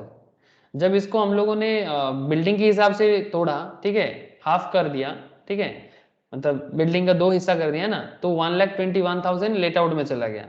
बाकी जो 1,21,000 है, ठीक है, बाकी जो 1,21,000 है उसको अगर डिवाइडेड बाई 3 कर देते, ठीक है, इसको अगर मैं डिवाइडेड बाई 3 कर देता तो पर हेड का कितना इंटरेस्ट हो जाता, 40,333, है ना। ध्यान से समझा सर, 1,21,000 को अगर डिवाइड बाई 3 कर देंगे तो 40,333 हो जाएगा ना। करके देखो एक बार, 3 भाई का इंटरेस्ट अलग अलग। लेकिन इस केस में सेल्फ प्रोवाइड है, तो अगर मैं पर भाई के हिसाब से ही सोचूं कि पर भाई कितना करके इंटरेस्ट पे कर रहा है, 40,333, ठीक है। या फिर अगर आप ओवरऑल देखोगे, वो बिल्डिंग के लिए ओवरऑल दे रहा था 2,42,000, ठीक है। अगर सेल्फ ऑक्युपाइड के लिए भी मैं इसको अलग कर दूं तो भी 40,333। लेकिन संपत तब से चिल्ला रहे हैं सर संपत तब से बोल रहे थे 30,000 होगा, 30,000 होगा। तो आप लोग क्या बोलते हो, 30,000 होगा इंटरेस्ट ऑन लोन? आप लोगों को भी यही बोल कहना है क्या, संपत तो 30,000 ही बोल रहा है, आप लोग क्या बोलते हो, बोलो सर। मैंने भी वही लिख दिया। और 30,000 हुआ तो क्यों हुआ 30,000, वाई 30? স্যার 199 আগে নেওয়া হয়েছে। हाँ सर, 1499 से पहले का लोन है। और इंटरेस्ट इवन बिल्डिंग तो 95 में कंप्लीट हो गया था। आप समझ रहे हैं ना सर, ये सब डेटा क्यों इंपॉर्टेंट हो गया आपके लिए, बिकॉज ये सब प्रोविजंस आपको पहले ही लिखा चुका हूं सर एकदम स्टार्टिंग क्लासेस में, कि अगर किसी का बिल्डिंग 1499 से पहले का लोन है किसी का, ठीक है, तो उसको मैक्सिमम 30,000 तक ही छूट मिलता है। तो ये 40,000 तक तो लोन पे कर रहा है, बट 40 तक उसको नहीं मिलेगा, उसको मैक्सिमम 30,000 तक ही इंटरेस्ट ऑन लोन को डिडक्ट करने का मौका मिलेगा। So in that case self occupied property से ABC तीनों का लॉस कितना है, अच्छा ये तो कोई इनकम नहीं है, इंटरेस्ट ऑन लोन कोई इनकम है क्या आपके लिए? आप अगर लोन का इंटरेस्ट भरते हो, इज दिस योर इनकम? हाँ sir, no. This is your loss again. ऐसे सेल्फ ऑक्युपाइड प्रॉपर्टी हमेशा आपको लॉस ही देता है, और उसी का बेनिफिट मिलता है टैक्स पेयर्स को, कि जो लॉस वैल्यूएशन है वो इनकम के साथ एडजस्ट होके आपका इनकम को कम कर देता है, और जिसके कारण आपका टैक्स लायबिलिटी कम हो जाते हैं, है ना। तो वही बेनिफिट लेना चाहिए, ये बेनिफिट है sir as a tax consultant. अगर किसी का सेल्फ ऑक्युपाइड प्रॉपर्टी है या लोन है तो टैक्स पेयर से जरूर पूछना चाहिए कि घर का लोन है तो पेपर्स लेके आइए, मैं आपका इंटरेस्ट कैलकुलेट करके उसको डिडक्ट करके आपको बेनिफिट दे दूंगा। एकदम लीगल वे में बेनिफिट देना, ठीक है। इलीगल वे में बेनिफिट देने का जरूरत नहीं है, लीगल वे में बेनिफिट देने का काफी सारा रास्ता है सर। तो ये हो गया income from house property, but this is in case of SO, this is in case of self occupied property. अच्छा ये सेल्फ ऑक्युपाइड, लेकिन अल्टीमेटली यहां पर था 30,000 का नेगेटिव, वहां पर हो गया 5,100 का नेगेटिव। हाँ सर, तो ओवरऑल पूरा केस में क्या हो गया, 5,100 ये भी नेगेटिव, 5,100 इसका भी नेगेटिव, 5,100 इसका भी नेगेटिव। आप लोग क्या बोलते हो सर, अल्टीमेटली इसका 35,100 करके लॉस है। हाँ सर, हाँ सर। 35,100 करके इस तीनों बिल्डिंग में तीनों भाई का लॉस है। अच्छा है, टैक्स नहीं देना पड़ेगा, समझे? अरे लेकिन ये तो रहा इन तीनों का ABC का हाउस प्रॉपर्टी इनकम, ठीक है। ये सब क्या है, these are all house property income. लेकिन कुछ इनका अदर सोर्स इनकम भी तो है ना। अरे अदर सोर्स इनकम भी तो कुछ है इन लोगों का, तो उसके साथ इसको देखना पड़ेगा ना थोड़ा। कंप्यूट इनकम हम लोग को हाउस प्रॉपर्टी पूछा था। কিন্তু স্যার হাউস প্রপার্টি ছাড়া তো আর জিজ্ঞেস করেনি। हाँ पूछा नहीं है, लेकिन अगर मानो कि क्वेश्चन में आपको टोटल इनकम पूछ लेता तो आप क्या क्या करना पड़ता। अगर आपको क्वेश्चन में टोटल इनकम भी पूछ लेता तो आप क्या करते हैं, तब आपको ऐसे करना पड़ता, calculation of total income, calculation of total income. तो आपको क्या करना पड़ता, सिंपल है, for the assessment year 21 22। Sir একটা কোশ্চেন আছে। बोलो बोलो। স্যার বলছি স্ট্যান্ডার্ড ডিডাকশন যখন লিখছি ওই 24 এ ওইটা কি সবসময় লিখতে হবে? हैं एकदम सेक्शन मेंशन करके ही डिडक्शन पुट करना है। जो भी दिखाओगे ना टैक्स में हमेशा सेक्शन पुट करके ही, क्यों माइनस कर रहे हो, किस बेसिस पे माइनस कर रहे हो, मन मर्जी नहीं। सर अगर सेक्शन कई बार हम लोग भूल जाते हैं, भूलने मतलब देखो सर प्रोफेशनल पढ़ते हैं, प्रोफेशनल स्टूडेंट्स को भूलना गुनाह है सर, ठीक है, आप भूल नहीं सकते, तभी तो फर्क पड़ जाता है ना पासिंग परसेंटेज में। बहुत लोग पूछते हैं ना, अरे भाई पता है चार्टर्ड में इस बार बहुत कम परसेंटेज पास किया, और हमेशा होता है। सीएस में भी कुछ बहुत ज्यादा पास नहीं है, सीएमए में भी एकदम मतलब कई बार थोड़ा हो गया है लास्ट बार थोड़ा सा, लेकिन फिर भी पासिंग परसेंटेज नॉर्मल एग्जाम की तरह तो नहीं होता। हाँ कभी 10%, कभी 5%, कभी 15%। हाँ मतलब 100 लोग बैठता है तो 15 जन पास करता है, कभी 20 जन पास करता है, कभी 25 जन पास करता है, समथिंग लाइक दैट। तो सर ये फर्क कैसे हो जाता है, इंस्टीट्यूट को मौका मत देना, इंस्टीट्यूट को मौका मत देना कि वो आपका नंबर कम करके दूसरे का नंबर बढ़ा दे, ठीक है, क्योंकि सिंपल ये सेक्शन लिखने का एक जगह है कि अगर मानो कि कोई 24 सबसेक्शन ए ये नहीं लिखा, सिर्फ स्टैंडर्ड डिडक्शन @ 30% दे दिया, ठीक है, लेकिन किस बेसिस में दिया आपने, हाँ interest on borrowed capital less कर दिया, बहुत बढ़िया किया आपने, लेकिन सेक्शन 24 सबसेक्शन बी ये नहीं बताया। तो ये कुछ कॉमन चीजें हैं जो आपको मेंशन करना जरूरी पड़ जाता है, ठीक है। जैसे हम लोग सैलरी जब पढ़े हैं, सैलरी में कितना सारा सेक्शन का यूज वहां पर करके आए हैं, आगे बीपीसीजी भी देखोगे, जो लोग पहले करके आए हो वो लोग जानते हो बीपीसीजी में भी कितना सेक्शन का खेल है, जो पहले भी एक बार कर चुके हो। सो মানে স্যার যা আছে ওই জিনিসটার সব পুরো লিখে দেবো? ऑब्वियसली नहीं पूरा नहीं लिखना है, बट एटलीस्ट मतलब आप माइनस कर रहे मतलब प्लस क्यों करते हो, माइनस क्यों करते हो, उसके रेलिवेंट सेक्शन क्या है, जितना अच्छे से याद रख के करोगे एटलीस्ट पॉपुलर सेक्शन तो जरूर लिखना, ठीक है, मतलब स्पेशली जिनको टाइपिंग करना पड़ता है, ठीक है, जैसे चार्टर्ड में सीएमए में टाइप करके लिखना पड़ेगा या पेन एंड पेपर में लिखना पड़ेगा। सीएस के केस में इतना चिंता का बात नहीं, बिकॉज कंपनी सेक्रेटरीज में एमसीक्यू सवाल पूछते हैं, तो आप कैलकुलेट करके बस सही आंसर पकड़ लेना, या फिर नॉर्मल एमसीक्यू सवाल भी किसी का भी पूछ ले तो एमसीक्यू जैसे सीएमए में भी एमसीक्यू है, तो वहां पर जो एमसीक्यू है उसमें तो बस आपको आंसर पुट करना है, तो उसमें प्रॉब्लम नहीं। लेकिन जब बात आता है पेन एंड पेपर में प्रेजेंट करने का, तब आपको लिखना जरूरी पड़ जाता है, स्पेशली चार्टर्ड में तो पूरा लिखना पड़ेगा सर, बिकॉज चार्टर्ड में प्रेजेंट करके ही যেমন लिखना। ভ্যালু বেসড কোশ্চেন যেগুলো হয় এগুলোতে আগে ডেফিনিশন দিয়ে তারপরে সব লিখবো এরকম তো? यस यस एकदम एग्जैक्टली सर, ठीक जैसे किताबों में लिखा होता है वैसा ही करना पड़ता है, ठीक है, बस आप थोड़ा अपना लैंग्वेज में लिख सकते हो, अपना पैटर्न ऑफ रिप्रेजेंटेशन अलग हो सकता है, उसमें इंस्टीट्यूट आपको ये नहीं बताता कि एकदम कॉपी बुक करना पड़ेगा, एक्सेप्ट इन जहां पर जरूरी है, ठीक है, जो एज पर रूल है, जैसे बैलेंस शीट जैसे बोला गया है अकाउंटेंसी में वैसे ही करना पड़ता है। इनकम टैक्स में प्रेजेंटेशन का कोई ऐसा रूल नहीं है, लेकिन आप कम से कम ऐसे प्रेजेंट करो जो अगले को समझ में आए। जैसे calculation of total income for the assessment year 21 22, previous year 2021,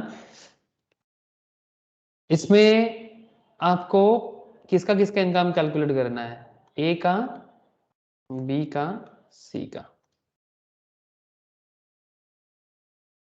ऐसे किसी जगह में अगर मानो किसी को लिखना मतलब सेक्शन भूल गया, लेकिन उसको पता है कि सेक्शन का ट्रीटमेंट क्या है, तो क्या लिखेगा, एज पर रेलिवेंट सेक्शन, ठीक है, गलत सेक्शन मत लिखना। अगर सेक्शन भूल गए, याद नहीं आ रहा है, तो don't put wrong section, okay, वो नंबर काट लेगा। लेकिन अगर आपको सेक्शन याद नहीं आ रहा है बट आपको ट्रीटमेंट पता है, तो क्या करोगे sir, as per relevant section. ये मतलब बुद्धिमानी की बात है, साउंड गुड सर, अच्छा लगता है सुनने में। अच्छा पर्टिकुलर में इसका क्या क्या इनकम है, इनकम फ्रॉम अदर सोर्स कितना है सर, एक का A B C 1,80,000, 1,90,000, 2,10,000, okay put कर देते हैं 1,80,000, 1,90,000 एंड 2,10,000।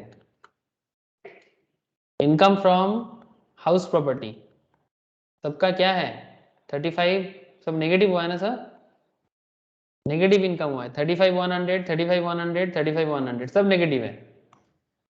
क्या रे सही बोला ना, सब नेगेटिव। हाँ 35,100, 35,100, 35,100 सब नेगेटिव। बस अब क्या होगा, और कुछ तो है नहीं, तो आपका ग्रॉस टोटल इनकम हो जाएगा 1,80,000 से जो माइनस करके आएगा, सब माइनस करके बता दो ना सर कितना कितना हो रहा है।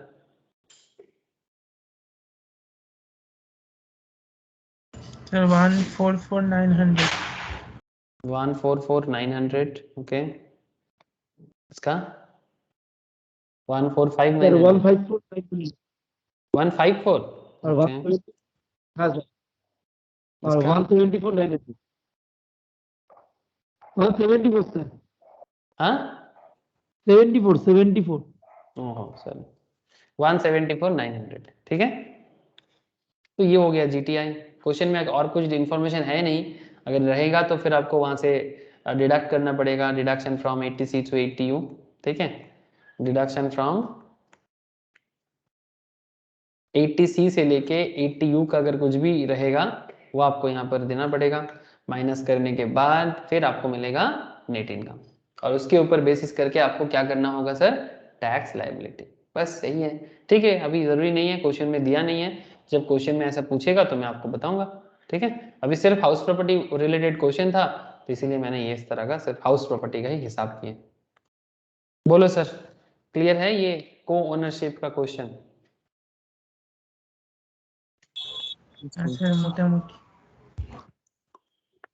ऋषभ तेरे को तो मोटा मोटी होगा, बिकॉज तेरा हाउस प्रॉपर्टी सारा क्लास 20 है।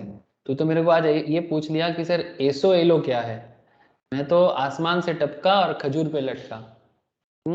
और तू मेरे से क्लास लिया भी नहीं और किया भी नहीं, कर लेना चाहिए ना बाबू, कर ले, हाँ इतना मिस मत कर। अगर मिस होता है तो फटाक से क्लास ले लिया कर, लिंक ले लिया कर, क्लास घर में बैठे कर लिया कर, जैसे संपत ने कर लिया, संपत का मिस था, अभिषेक का मिस था, वो लोग लेके कर लिया, तो इसमें क्या हो गया, वो लोग समझ रहा है कि हाँ क्या चल रहा है, क्यों चल रहा है। ये तो एकदम बेसिक सवाल हो गया था तेरे मुंह से कि सर एसो क्या है, एलो क्या है, हाँ ठीक है। ए बाकी सब भी पूछ रहा हूँ, बोलो सब, ये क्वेश्चन क्लियर है, बताओ सर सब कोई। স্যার হ্যাঁ हाँ अभिषेक बॉल কিছু বলছিস? না স্যার বুঝতে পেরেছি স্যার। अच्छा ठीक है सर, ओके, और क्या क्वेश्चन कर सकते हैं?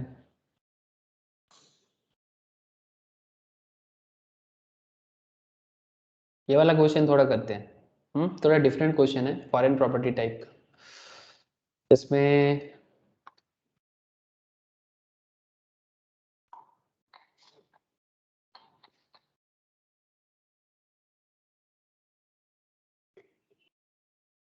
ये देखो सर, ये हाउस प्रॉपर्टी का जो समरी है, समरी के अंदर आपको मेन मेन जो जो सेक्शंस है ना, जो एग्जाम में आप लिख सकते हो या फिर जरूरी सेक्शंस है, वो सेक्शन वाइज आपके यहाँ पर दिया हुआ है, सारा का सारा सेक्शन जो इंपॉर्टेंट सेक्शंस है, ठीक है। तो आप लोग जरूर ये सब चीजें थोड़ा ध्यान में रखिएगा कि जो जो इंपॉर्टेंट ফরেন सेक्शंस है। बोलो। স্যার ফরেন প্রপার্টির মধ্যে ওই রেসিডেন্সি ফেসিডেন্সি নেই তো ওগুলো, মানে রেসিডেন্ট হতে হবে এরকম কিছু ব্যাপার নেই তো? नहीं नहीं इस क्वेश्चन में तो नहीं है, बट दूसरा क्वेश्चन में रह सकता है, वो रेसिडेंशियल स्टेटस का जो पूछ रहा है ना, तो डोंट वरी, मैं रेसिडेंशियल स्टेटस का जिन लोगों का मिस है उनको मैं रेसिडेंशियल स्टेटस का भी क्लास अभी प्रोवाइड करूंगा, फिर बाद में आप लोगों को लाइव में भी प्रोवाइड करूंगा, ठीक है, जिसमें आपको पूरा बेसिक्स ऑफ मतलब income tax and residential status, तो very important, but currently in this question ऐसा कुछ नहीं है, ठीक है। স্যার এটাও इसको পাঠাবেন তো, হাউস প্রপার্টির ক্লাসগুলো যেগুলো বাকি ছিল আমার ওইটা পাঠিয়ে দেবেন। ठीक है पाठिए तो স্যার এখানে স্যার সেকশন 27 এ স্যার যেটা বলেছেন না স্যার এই নোটসে, बताएं दादा। নোটসটা করে দেখুন সেকশন 27।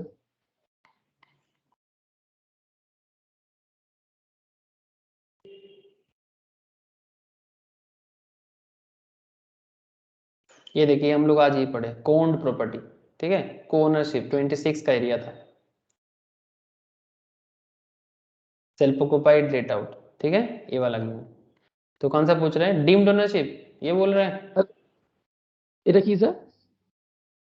ये डीम्ड ओनरशिप का है। इसमें क्या है ना, मतलब following person though not legal owners of a property are deemed to be the owners, मतलब उनको ओनर मान लिया जाएगा। Transfer of property where the property is transfer to the spouse और to minor child except minor married daughter without adequate consideration. मतलब ये वो वाला चीज हो जाता है कि कई बार ये समझ में नहीं आता है। बेसिकली इसको ना समझना चाहिए आपको, वो क्लबिंग ऑफ इनकम का भी एक एरिया है, वहां पर भी इसको बताया जाता है। मतलब सब मान की बिल्डिंग किसी के नाम पे है बट उसको किसी को ट्रांसफर कर दिया, जैसे मान की the transfer of property by the property is transfer to the spouse और to minor child except minor married daughter, okay, without adequate consideration. Adequate consideration का मतलब क्या है? मतलब सपोज मान की प्रॉपर्टी का वैल्यूएशन था 50 लाख का, ठीक है, तुमने अपने स्पाउस को, मतलब हस्बैंड ने अपनी वाइफ को या फिर वाइफ ने अपने हस्बैंड को 50 लाख का प्रॉपर्टी ट्रांसफर कर दिया 30 लाख पे, ठीक है, समथिंग लाइक दैट। तो जब कोई प्रॉपर्टी विदाउट एडिक्वेट कंसिडरेशन किसी और को ट्रांसफर कर दिया जाता है तो जो ट्रांसफर करता है ना उसी को ओनर मान दिया जाता है। मतलब नॉर्मली ट्रांसफर होने के बाद जिसके ओनरशिप में जाएगा, जैसे मानो कि अगर स्पाउस पे जा रहे हैं तो स्पाउस का हो जाना चाहिए ना, या फिर माइनर चाइल्ड के जा रहे हैं तो माइनर चाइल्ड के नाम पे हो जाना चाहिए। बट अगर आप विदाउट एडिक्वेट कंसिडरेशन 50 लाख का चीज अगर आप 30 लाख पे किसी को दे रहे हो तो क्लबिंग ऑफ इनकम का प्रोविजंस भी इस पे लागू हो जाते हैं। तो वो जो ट्रांसफर कर रहे हैं ना उसके हाथ में टैक्सेबल हो जाता है। Holder of an impartible estate, member of a cooperative society, person in position of a property. मैं आपको इसका एग्जांपल बाद में कराऊंगा तो आपको थोड़ा सा और क्लैरिटी आएगा। मैंने भी इसके बारे में भी चर्चा किया नहीं, ठीक है, तो इसको अभी अलग रखते हैं, ठीक है, आगे चर्चा करूंगा मैं इसका। बट इतना मान ले कि डीम्ड ओनरशिप का मतलब ये होता है कि ओनरशिप जिसका है उसको ओनर नहीं मान के किसी और को ओनर मान लिया जाएगा, ठीक है। मतलब जैसे कि मैं आपको बोला ना ट्रांसफर के केस में, कोऑपरेटिव सोसाइटी के केस में भी ऐसे होते हैं कि जो मतलब कोऑपरेटिव सोसाइटी वगैरह में प्रॉपर ओनरशिप ढूंढने में अगर दिक्कत होता है तो कोऑपरेटिव सोसाइटी को ओनर माना जाता है, ठीक है। तो इसके लिए ना आपको बहुत सारा चीजें भी बताना पड़ेगा जो मैं अभी नहीं करना चाहता, बाद में आपके साथ बात करूंगा ये डीम्ड ओनरशिप के बारे में नेक्स्ट लेक्चर्स में, ठीक है, तो तभी बता दूंगा मैं इसको, ठीक है। बुझते पारली কথাটা, मतलब ये पूरा अलग डिस्कशन हो जाएगा, ठीक है। बस इतना समझ ले कि ओनरशिप को ट्रीट कर लिया जाएगा, बाकी ऑलमोस्ट सभी सेक्शन हम लोग कवर कर चुके हैं, ठीक है। अच्छा, ये वाला क्वेश्चन अभी थोड़ा देख,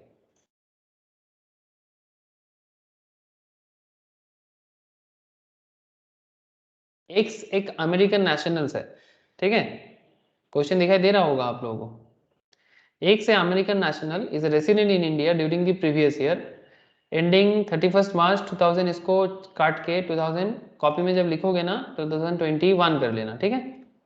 अच्छा, he was owner of a building located in New York. The same was on rent. He was was owner of the building located in New York. The same was on rent 12,500 US dollar per month. Okay, 12,500 US dollar per month. The municipal tax on such building was paid of 10,000 US dollar on February 12, 2021. ठीक है, ये just आप copy में जब करोगे current date लिख लेना। Besides the above property, they purchased a piece of land at Delhi for construction of a house. वो लोग दिल्ली में एक लैंड भी खरीदा जहां पर वो कंस्ट्रक्शन करेगा, ठीक है। He purchased a piece of land at Delhi for construction of a house. The said land was given on rent. जो लैंड उसने खरीद के रखा, अभी भी उसमें बिल्डिंग नहीं बनाया तो उसको रेंट पे दे के रखा है। For running a dairy, मतलब बेसिकली खाटाल के लिए दे के रखा है, समझ रहे हैं ना, डेयरी के लिए, जिसको हम लोग बांग्ला में बोलते हैं ना सर खाटाल, मतलब जहाँ गाय वगैरह होता है, दूध वगैरह वहां से निकाला जाता है गाय भैंस रख के। तो 3000 पर मंथ का कैटल के लिए देके दिया, ठीक है, मतलब बेसिकली डेयरी के लिए, with effect from October 1, 2020,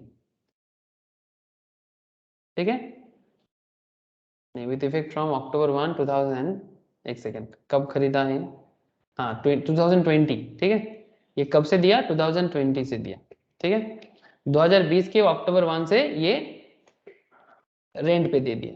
the value of the US dollar, $1 in Indian rupee through out the year, question में देके रखा है सर 46.50। सर रिसेंटली क्या चल रहा है, मार्केट क्या चल रहा है $1 का? 78 to 80 बोल रहा है भाई उतना नहीं है, 78 ही है, पागल हो गया। 76 5 74 पर কত যাচ্ছে স্যার? हाँ 74 समथिंग होगा, 75.33 हो गया सर, बढ़ गया।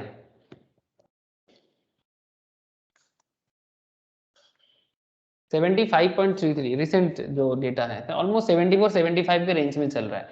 तो सर करेंट रेट तो हाँ দিয়ে না बोलो 46 हाँ ক্যালকুলেশনটা স্যার কি দিয়ে করব 46 দিয়ে না 75 দিয়ে यही तो मैं पूछ रहा हूँ आप लोगों को कि क्या करोगे, क्वेश्चन बड़ा कि मार्केट बड़ा?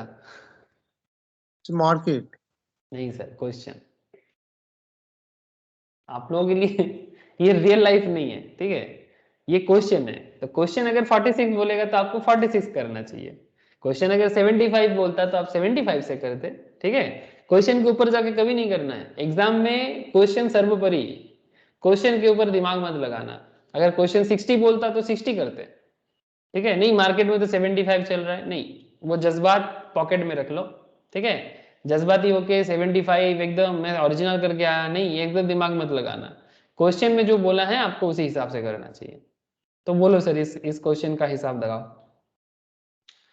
क्वेश्चन का वैल्यू यूज करना, मार्केट मत नहीं। बोलो कितना होगा, कितना हाउस प्रॉपर्टी इनकम होगा इसका, क्या कैलकुलेशन करेंगे?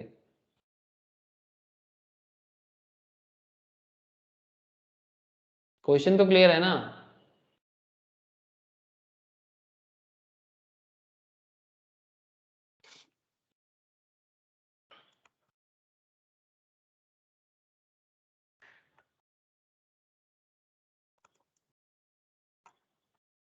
Statement of computation of income under the head house property for the previous year. Even in case of previous year also, previous year assessment year, अगर क्वेश्चन में ऐसे देगा नहीं एग्जाम सिचुएशंस में, बट अगर बाई चांस ऐसे exam situations में previous year assessment year पुराना डेट देके रखा है आपको, तो वो भी वही आपको करना पड़ेगा, ठीक है। यही सिस्टम है, मतलब अगर क्वेश्चन में कुछ बोला नहीं है तब जो रिसेंट है आप उसको यूज करना, प्रीवियस ईयर असेसमेंट ईयर।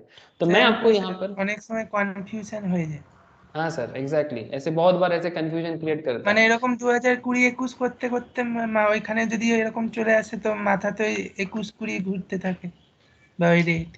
ठीक है, तो क्वेश्चन अगर कुछ स्पेसिफिकली बोलता है तो क्वेश्चन फॉलो करना, अगर क्वेश्चन कुछ स्पेसिफिकली नहीं बोलता है तो जो करेंटली चल रहा है आपको वही फॉलो करना चाहिए, ठीक है। जैसे मानो इस केस में अगर यही वाला सेम सेम क्वेश्चन में, अगर सेम इसी क्वेश्चन में अगर 46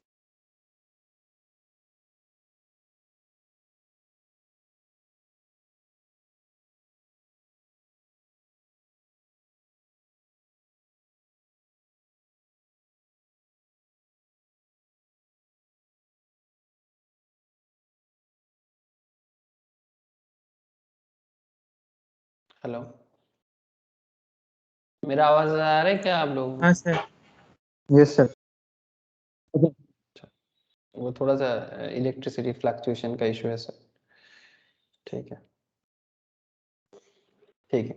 तो अगर मानो कि ये 46.50 क्वेश्चन में नहीं देता तो क्या करते, जो करंट मार्केट है वही करना चाहिए था।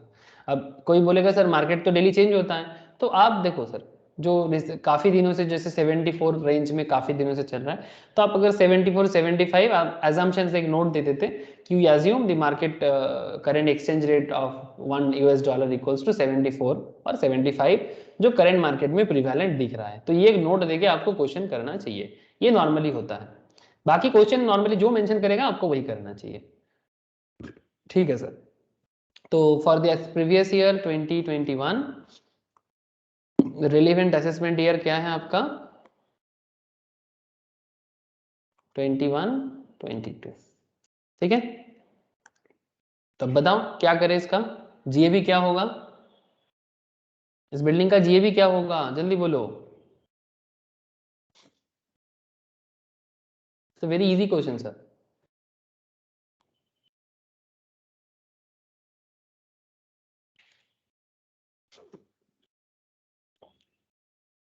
समझ में आ रहा है कि नहीं आ रहा है, मेरा आवाज आ रहा है कि नहीं आ रहा है आप लोगों को? 1,50,000 1,50,000 gross annual value of this property कैसे निकालोगे सर? 12,500 12,500 इस बिल्डिंग का क्या है? हाँ चलो, रेंट 12,500 पर मंथ इस बिल्डिंग का रेंट है। तो 12,500 तो यूएस डॉलर में दिया हुआ है, इसको कन्वर्ट कर लो इंडियन वैल्यूएशन में, ठीक है? तो 12,500 इंटू 46.50 इंटू 12, ठीक है? समझ गए सर? ये जो होगा EGAB हो जाएगा आपका, बिकॉज इस क्वेश्चन में आपको और कुछ नहीं दिया हुआ है, मतलब स्टैंडर्ड रेंट, फेयर रेंट, ऐसा कुछ भी इंफॉर्मेशन गिवन नहीं है सर क्वेश्चन में, ठीक है? सो जो भी आप रेंट पे कर रहे हो, ठीक है, जो आपका एक्चुअल रेंट है वही आपका GAB बन जाएगा। ये तो आप लोगों को पता ही है कि अगर और कोई इंफॉर्मेशन नहीं पता आपको, तो जो भी आपका एनुअल रेंट या एक्चुअल रेंट है that will be your gross annual value. अभी बताओगे सर कितना हो रहा है? 69,75,000। 69,75,000। Very good sir. सर इसका म्यूनिसिपल टैक्स कितना होगा ये भी बता दो मुझे।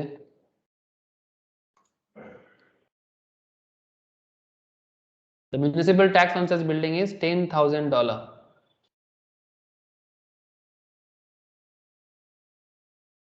कितना हो जाएगा फिर?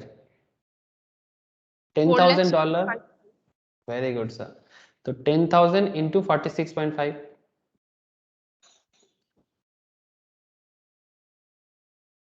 4,65,000। इसको इंटू 12 करने का जरूरत नहीं है, ठीक है? तो माइनस करके बताना प्लीज। 65,10,000। 65,10,000। ओके, अच्छा, लेस करके मुझे बताना सर स्टैंडर्ड डिडक्शन।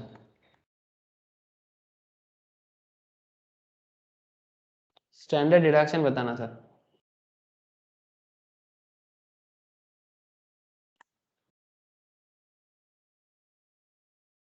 कितना हो जाएगा?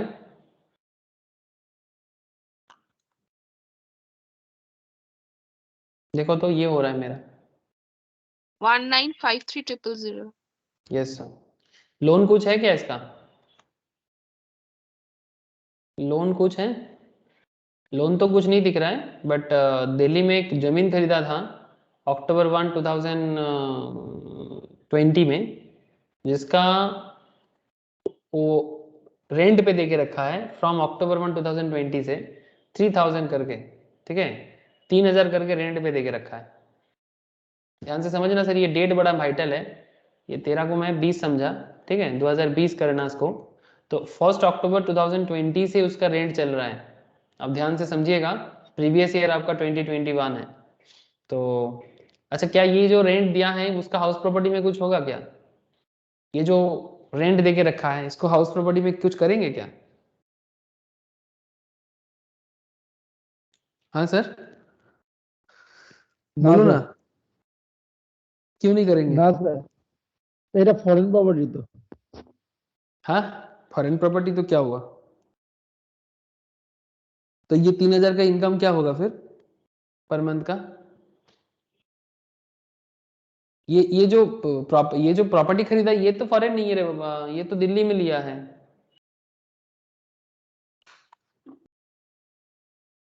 হ্যাঁ স্যার। और ये सर अमेरिकन आधार नेशनल है। सोर्सेस से जाओ। हाँ वेरी गुड सर।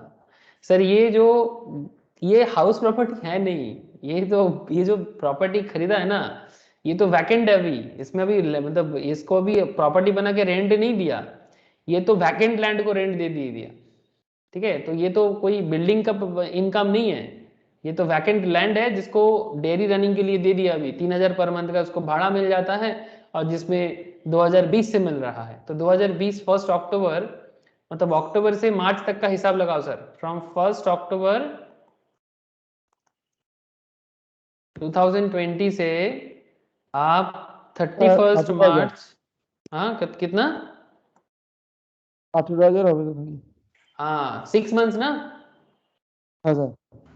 6 मंथ्स का हिसाब करना है आपको, 6 महीना। तो ये 6 महीना 3,000 करके आपको भाड़ा मिला है, आधा सोर्स है। वेरी गुड दादा, ठीक है, this is not your house property income, this is your other source income, ठीक है। तो don't do anything in house property. House property का प्रोविजन के साथ मैच नहीं होगा तो हाउस प्रॉपर्टी में कुछ नहीं आएगा, ठीक है। इनकम टैक्स हो या कोई भी टैक्स प्रोविजन बेस्ड है, प्रोविजन के साथ मैच नहीं करेगा तो उस इनकम को आप जबरदस्ती मत खींचना कि भाई आ जाओ करके, नहीं, या फिर नहीं आओ करके, कुछ तो होगा। तो इसका कितना हो गया, 7,000. Thank you sir. तो ये हो गया उसका इनकम फ्रॉम एचपी, ठीक है, इनकम फ्रॉम एचपी मतलब हाउस प्रॉपर्टी। और बाकी इसका ये हो जाएगा income from other source. Income from other source क्या है, rent in vacant land, rent on vacant land, 3,000 करके 6 महीने का, 6 मंथ्स का 18,000 बस। अब जब आपको पूछेगा टोटल इनकम तो दोनों को ऐड करके बता देना। तो अभी पूछा नहीं है तो मैं इसको स्किप करता हूँ, अभी टोटल इनकम नहीं चाहिए। बोलो सर, इजी क्वेश्चन था। बस इस क्वेश्चन में ये इसको यूज करने का एक एरिया था, जो भी एक्सचेंज रेट है, बस यही एक मेन फर्क था। बाकी रेजिडेंशियल स्टेटस तो नहीं पूछा आपको यहाँ पर, मगर क्वेश्चन थोड़ा इसी क्वेश्चन को टफ बनाने के लिए क्या करेगा, आपको साथ में रेजिडेंशियल स्टेटस भी पूछ लेगा, ठीक है। अमेरिकन नेशनल इतना दिन इंडिया में रहा है, फिर इतना दिन बाद इंडिया से चला गया है, फिर वो इंडिया में आया है, तो आपको थोड़ा इसको क्रिटिकल करने के लिए इसका रेजिडेंशियल स्टेटस भी साथ में पूछ लेगा। तो उसके लिए आप जो इन लोगों ने रेजिडेंशियल स्टेटस कर चुके हैं उनको और मैं कुछ नहीं बताऊंगा, उन लोग जानते हैं। बट जिन्होंने रेजिडेंशियल स्टेटस अभी तक नहीं किया, डोंट वरी, उनको अभी मैं रिकॉर्डेड लेक्चर्स तो है ही, ठीक है, जिसको मैं आप लोगों को प्रोवाइड करूंगा, जो आप आराम से घर में बैठ के कर लेना, और बाद में जब फिर से मैं इसको लाइव में कराऊंगा तो आप फिर से लाइव में कर लेना, ठीक है। तो रेजिडेंशियल स्टेटस ये भी एक बहुत वाइटल एरिया है बेसिक्स ऑफ स्टेटस मतलब इनकम टैक्स के लिए, बिकॉज उसके बिना आगे बहुत मुश्किल हो सकता है। यस, तो ये भी एक क्वेश्चन था, अच्छा क्वेश्चन था, इजी क्वेश्चन था। अच्छा, ये क्वेश्चन है, करोगे ये वाला क्वेश्चन, ये वाला करके बताओ ना सर। एक कोई बंदा है जिन्होंने कोई प्रॉपर्टी ओन किया है, it is given on rent, rent कितना बोला, हाँ sir, 11,000 per month to a bank, bank को दे दिया क्या, बैंक को भाड़ा दिया, चलो बढ़िया है। Municipal value of the property is 1,30,000, fair rent बोला 1,40,000, स्टैंडर्ड रेंट बोला 1,34,000, म्यूनिसिपल टैक्स पे बोला बाई एक्स कौन है, ओनर ही है, 26,000 और मार्च 3, 2020 कर लो, ठीक है। अच्छा, एंड 30,000 ऑन May 10, 2020 कर लो, ठीक है। मार्च 3, 2020 30,000 का, ठीक है। अच्छा, May 10, 2020 को, अच्छा 26,000 on March 3, 2020 and 30,000 on May 10, 2020, ये 2 बार इन्होंने म्यूनिसिपल टैक्स पे किया। अच्छा, on May 1, 2020 rent is increase from 11,000 to 14,000, rent is increase from 11,000 to 14,000, 3,000 पे रेंट बढ़ा है फ्रॉम May 1, 2020 से, with retrospective effect from April 1, 2020। हाँ sir, with retrospective effect from, नहीं इसको कर दो 2019, ठीक है, रेट्रोस्पेक्टिव इफेक्ट फ्रॉम April 1, 2019, मतलब रेंट जो इंक्रीज हुआ है उसको रेट्रोस्पेक्टिव इंक्रीज किया गया है, मतलब रेंट इंक्रीज तो हुआ है, डेट डिक्लेयर किया गया है May 1, 2020 को, बट May 1, 2020 को डिक्लेयर तो किया गया है, बट इस रेंट को रेट्रोस्पेक्टिव वे में 2019 से इंक्रीज किया गया है, ठीक है। इसमें क्या हो गया, एरियर ऑफ रेंट कुछ है सर 2019-20 का, ठीक है, 2019-20 का कुछ एरियर है, 1920 का एरियर है पेड ऑन May 1, 2020, ठीक है। Find out the amount chargeable to tax for the assessment year 21, 22 and previous year हो जाएगा, नहीं एक काम करते हैं, यहाँ पर 2 असेसमेंट ईयर है, यहाँ पर 2 असेसमेंट ईयर है, एक असेसमेंट ईयर इज 21-22 का और अनदर असेसमेंट ईयर इज 2021 का, दोनों असेसमेंट ईयर का, बिकॉज वो एरियर ऑफ रेंट का एक एरिया है ना, तो ये रेंट बाकी रह गया, मतलब एरियर रह गया, तो जब ऐसे एरियर रह जाएगा तो क्या करेंगे सर, बस मैंने यहाँ पर रेट्रोस्पेक्टिव इफेक्ट एक बार बोल। रेट्रोस्पेक्टिव इफेक्ट मतलब पुराना डेट से अप्लाई होगा।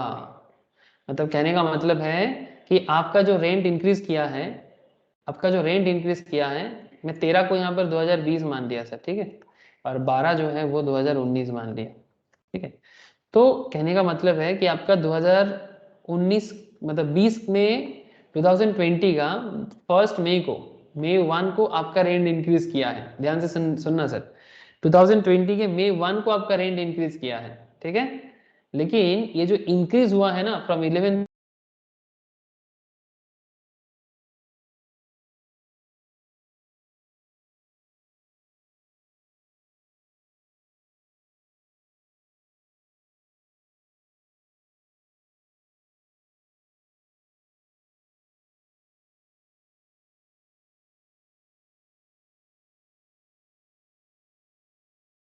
हाँ।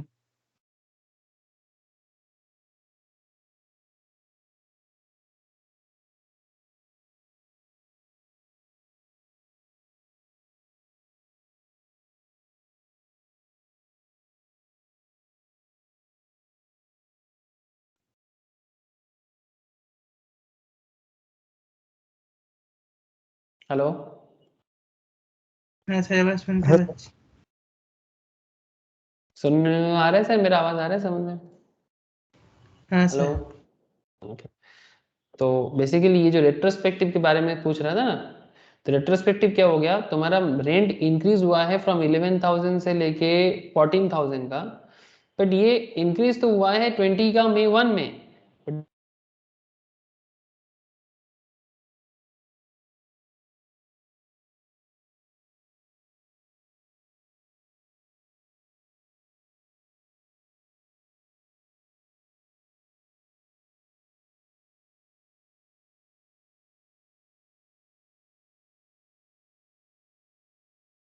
हेलो, कहाँ तक सुने थे लास्ट, बोलो। স্যার ওই 11,000 থেকে 14,000 হয়েছে। हाँ, 11,000 से 14,000 का जो रेंट का इंक्रीज हुआ है, इसका इंक्रीमेंट तो चालू होगा मई 1 से, बट इसका इफेक्ट आपको शो करना पड़ेगा फ्रॉम अप्रैल 1 2019 से। That is called retrospective. Retro पीछे जाना है बस, और कुछ नहीं, ठीक है। मैं इसको सॉल्व कराता हूँ ना, देखना। মানে 14,000 2019 এপ্রিল 1 থেকে দেওয়া शुरू করব। यस, मैं दिखाता हूँ, चल मैं दिखाता हूँ, देख ले एक बार इसको कि क्या है इसका एरियर ऑफ रेंट का कैलकुलेशन कैसे दिखा होगा। ये पहले ने ऐसा हुआ था, जैसे एक बार वो प्रणब मुखर्जी ये थे अपना, ये पहले भी बोला मैंने क्लास में, फाइनेंस मिनिस्टर थे, तो उन्होंने अचानक बोला कि टैक्स इंक्रीज हुआ है, तो वोडाफोन के साथ उनका कुछ ऐसे चक्कर चल गया, तो बोला कि नहीं, वोडाफोन को टैक्स रेट्रोस्पेक्टिव में देना पड़ेगा। मतलब पुराने दिनों से 3 साल ऐसा कुछ डेट बना के उन्होंने बोला था। आप लोग बचपन में अकाउंटेंसी में भी एक चैप्टर ऐसा डेप्रिसिएशन बोल के, अगर कोई डेप्रिसिएशन चैप्टर को अच्छे से पढ़ा है, स्पेशली अगर मैम के पास पढ़ा है, तो मैं ज़रूर गारंटी है कि मैम तो कराती हैं। तो डेप्रिसिएशन के अंदर वो एक रेट्रोस्पेक्टिव भी होता है, ठीक है। मतलब डेप्रिसिएशन को ना पुराने रेट से लगाया जाता है, किया गया कभी? हाँ, नॉर्मली सीए फाउंडेशन या सीएमए फाउंडेशन लेवल में मैम कराते हैं, रेट्रोस्पेक्टिव वे में হ্যাঁ স্যার डेप्रिसिएशन করেছি चार्ज মনে करते হয়। हैं। हाँ, करना तो चाहिए सर। ओके, तो वैसे ही कॉन्सेप्ट यहाँ पर भी काम होगा। तो चलो देखते हैं इसको सॉल्व कैसे करते हैं। तो बड़ा सिंपल कॉन्सेप्ट में ही सॉल्व करेंगे, ज़्यादा क्रिटिकल नहीं बनाना है इसको। तो सबसे पहले मैं आपको एक बता देता हूँ सर, इसका आपके पास दो है सर, एक है आपका प्रीवियस ईयर और एक है आपका असेसमेंट ईयर। तो हमारे केस में एक प्रीवियस ईयर क्या बन जाएगा, प्रीवियस ईयर बन जाएगा 1920, हाँ सर, और असेसमेंट ईयर बन जाएगा 2021। ये पहला वाला बता रहा हूँ मैं आपको। तो कहने का मतलब ये है कि ये जो पूरा खेल है ना, जैसे अपना रेंट का जो पूरा बताया, जैसे ये जो 11,000 पर मंथ, ठीक है, ये fair rent, standard rent, municipal tax, ठीक है, ये सभी 2020 13 जो भी है वो सब 20 मान के चलेंगे, ठीक है। और या फिर आप इसको 13-14 भी मान के चल सकते हो, मेरे को कोई फर्क नहीं पड़ता। तो मैं बस आपको इतना कहना चाहता हूँ कि हम लोग के यहाँ पर एक प्रीवियस ईयर है दैट इज 2021 का, सॉरी प्रीवियस ईयर हो जाएगा 1920 का, और एक असेसमेंट ईयर हो जाएगा।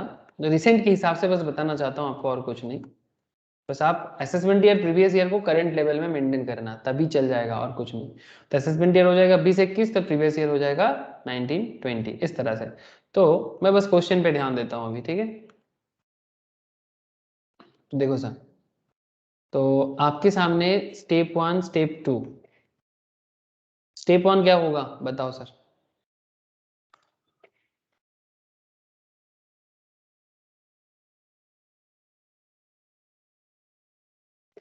स्टेप 1 मतलब आरईआर, रीजनेबल एक्सपेक्टेड रेंट, बताओ सर। सर 1,34,000। हाँ 1,34,000। 1,30,000। 1,34,000। Yes sir, municipal value fair and में टेक दी हायर। हाँ एमबी है 1,30,000 का, फेयर रेंट है 1,40,000 का। ओके, टेक दी हायर, इनमें से जो ज्यादा है उसको लेना है। तो 1,40,000 ज्यादा है। हाँ बोल। হ্যাঁ ওটাই বললাম sir, whichever is higher ওই 1,40,000 হবে। हाँ, and then subject to standard rent, lower. Subject to standard rent 1,34,000, तो सब्जेक्ट टू लोअर मतलब इन दोनों में से हायर एंड इनमें से लोअर।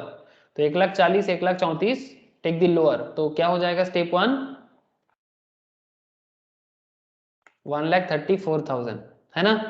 ध्यान दीजिएगा पॉइंट पे, यही हो जाएगा आपका आरईआर। ये जो स्टेप 1 आया ना सर, ये स्टेप 1 ही हो जाएगा आपका आरईआर। तो बस पुट करते हैं, तो स्टेप 1 हो जाएगा 1,34,000, ठीक है। अच्छा स्टेप 2,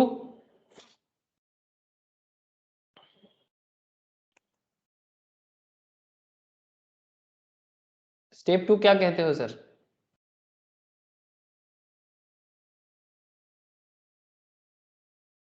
स्टेप 2 क्या कहते हो, बोलो।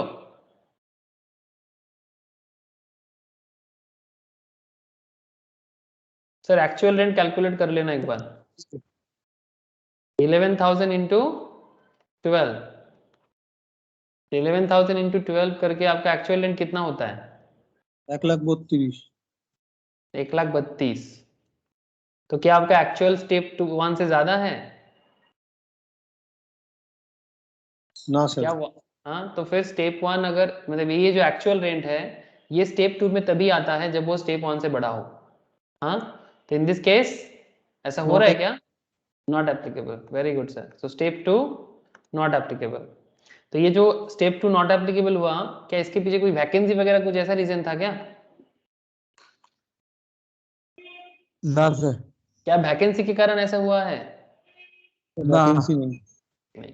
तो अगर वैकेंसी रीजन नहीं है तो फिर आप यहाँ पर स्टेप 3 भी नहीं लाओगे। So step 3 is also not here, ठीक है। जब ये जो मतलब ये स्टेप 2 का कम हो जाना, स्टेप 2 का कम हो जाना जब रीजन इज स्टेप मतलब जब रीजन वैकेंसी नहीं होता है, वैकेंसी छोड़ के कोई और भी रीजन हो जाए फर्क नहीं पड़ता, तब स्टेप 2 पिक्चर में नहीं आता है और स्टेप 3 भी पिक्चर में नहीं आता है, ठीक है। तो सर तब क्या हो जाएगा सर, जो जीएबी होगा वो स्टेप 1 ही होगा 1,34,000, बिकॉज यहाँ पर एरियर तो हुआ है बट वो एरियर के कारण आप ऐसे नहीं कर सकते, ठीक है। एरियर और मतलब अनरियलाइज्ड और वैकेंसी दोनों मिलके होगा तो उसका एक अलग रीजन होता है, ठीक है। बट इस केस में तो एरियर हो गया सर, रेंट एरियर हो गया, बाकी पड़ गया, ठीक है। तो ये जीएबी यही बन जाएगा सर। सर ये जो जीएबी आएगा यहाँ से आप म्यूनिसिपल टैक्स को लेस करो सर, স্যার कितना। মিউনিসিপাল ট্যাক্স পেড বাই ওনার আছে বোধহয়। हाँ ओनर ही होना चाहिए ना, municipal tax paid by owner होना चाहिए, टेनेंट का टैक्स कभी नहीं लेना है। जो टेनेंट देता है वो नहीं ले सकते सर, जो ओनर देता है वो लेंगे। अच्छा ध्यान से देखना सर, यहाँ पर municipal tax paid by x एक बार 26,000 पे किया, दैट इज March 3, 2020 को, और एक बार पे किया May 10, 2020 को। तो बेसिकली कहने का मतलब क्या है, जब बात March 3, 2020 का है, इसका मतलब है कि ये कौन से प्रीवियस ईयर का पार्ट बन जा रहा है, ये 1920 प्रीवियस ईयर का बात बन जा रहा है ना। और जब May 10 हो जाएगा तब ये प्रीवियस ईयर चेंज हो जाएगा, मतलब इसका प्रीवियस ईयर हो जाएगा 2021। हाँ सर, समझ रहे हैं बात?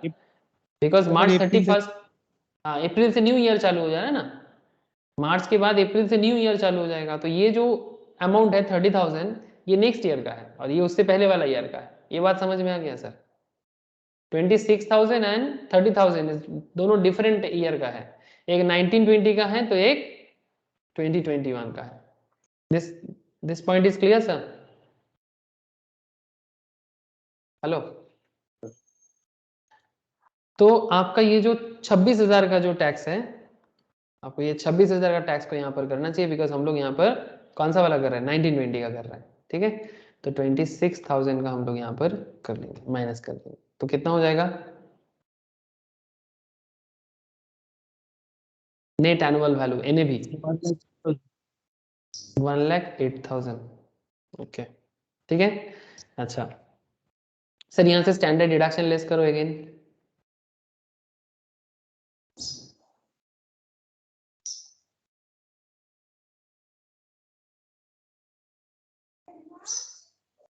बोलो सर।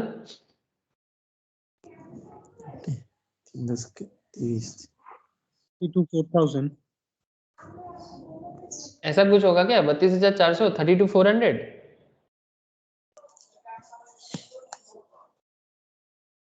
किसी का जवाब नहीं आ रहा है सर, कोई कर रहा है कि नहीं कर रहा है? ओके सर, तो 1,08,000 से 32,400 माइनस करके बताना। अच्छा, इंटरेस्ट कुछ है क्या क्वेश्चन में? हाँ, is there any interest on loan? No sir, interest on loan का कोई खबर है नहीं। नहीं तो 75,600 হবে স্যার এটা। 75,600। ओके, तो ये हो जाएगा income from let out, income from let out. भाड़ा देखिए इतना इनकम हो रहा है। Okay, very good sir. अच्छा, लेकिन अब सिमिलरली आपको कैलकुलेट करना होगा, सिमिलरली आप कैलकुलेट करना। अच्छा, इस केस में आपको मुझे एक चीज बताना होगा, ये 1920 का हिसाब है, ये किसी का अनम्यूट नहीं है, थोड़ा अनम्यूट करना, जब जवाब देगा तब बताना। एक्चुअली वो कुछ बैकग्राउंड नॉइज आ रहा है, डोंट माइंड सर। एक्चुअली वो क्या होता है ना, कई बार बैकग्राउंड में ऐसे नॉइज चलता है, कान में बहुत जोर लगता है, तभी मैं बोलता हूँ ऐसा। अगर बैकग्राउंड एकदम पीसफुल है तो नो प्रॉब्लम। अच्छा, 1,34,000। अच्छा, स्टेप असेसमेंट ईयर, जब बात प्रीवियस, इसका असेसमेंट ईयर ना समझे, इसको आप प्रीवियस ईयर ही समझ के चले। अब 20-21 का भी एक हिसाब लगाइए, बिकॉज यहाँ पर ना वो रेंट के हिसाब से कुछ होगा सर, मतलब ये प्रीवियस ईयर एक 1920 और प्रीवियस ईयर 2021, इसका असेसमेंट ईयर अभी भूल जाओ। अब स्टेप 1 इसका बोलो, 2021 का भी हिसाब लगाओ आप। एक सेम क्वेश्चन है, लेकिन आपको दोबारा करने के लिए बोल रहे हैं, बिकॉज दोनों अलग अलग डेटा है। जैसे इसका 2021 का भी रेंट म्यूनिसिपल टैक्स था ना, तो इसीलिए मैं आपको बोल रहा हूँ, या फिर से एक बार करें। स्टेप 1 1,34,000 ही होगा। वेरी गुड सर, स्टेप 1 तो 1,34,000 ही होगा, बिकॉज और कुछ डेटा नहीं है। But now, 30 হয়ে যাবে। हाँ बोलो। ইয়েতে 2021 এ খালি তো 26 এর জায়গায় 30,000 হয়ে যাবে মিউনিসিপাল ট্যাক্সটা। हाँ, लेकिन स्टेप 1 नहीं बदलेगा क्या?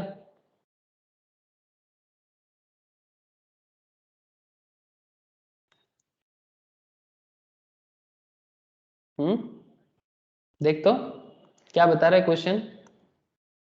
क्वेश्चन में आपको बड़ा अच्छा क्वेश्चन दिया था। On May 1, 2020, rent is increased from 11,000 per month to 14,000 per month with retrospective effect from April 1, 2019। मतलब ये जो रेंट 11,000 से 14,000 हुआ है, 11,000 से आपका 11,000 का भाड़ा था, 11,000 का भाड़ा अभी 14,000 माना जाएगा, लेकिन ये जो 14,000 का भाड़ा होगा ये 2019 के अप्रैल से पकड़ा जाएगा। ये क्वेश्चन बता रहा है आपको, तो आपका भाड़ा चेंज हो गया सर, नहीं समझे? हाँ सर। স্যার 1,08,000 হয়ে যাবে। कत? 1,68,000।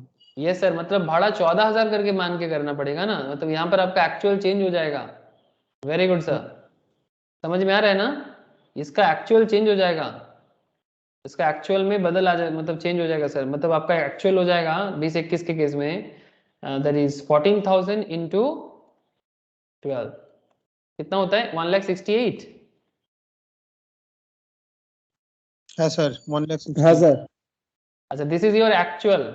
Now point is that sir, this actual rent is greater than step 1. This actual rent is greater than step 1. समझ में आ रहा है सर? तो अगर एक्चुअल रेंट स्टेप 1 से बड़ा हो तो स्टेप 2 क्या करेंगे? स्टेप 2 सर आएगा। आसबे। Very good sir. सर आज भी समझ में आया ना? देखो चेंज हो गया, खेल बदल गया। अच्छा, जब स्टेप 2 आ गया, अब स्टेप 3 का तो कोई जिक्र नहीं है यहाँ पर, तो जीएबी क्या हो जाएगा? ठीक। GAB is 1,68,000। हाँ sir. GAB 1,68,000। Sir municipal tax 30,000। 30,000। Very good sir. इन्हें भी बताना।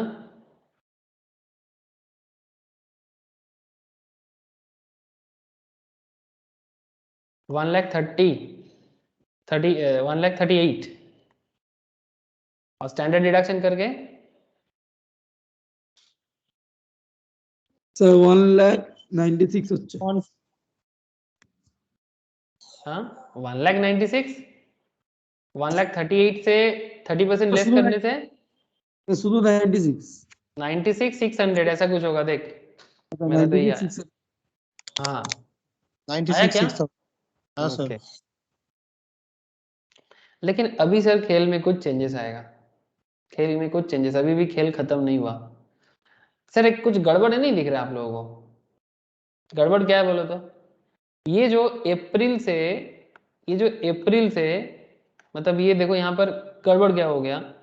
2019-20 का जो रेंट में चेंजेस हुआ, एरियर जो हुआ, आप देखना एक बार यहाँ पर फिर से। ये यहाँ पर जो रेंट 11,000 से 14,000 हुआ, क्या बोल रहा है कि with retrospective effect from April 1, 2019।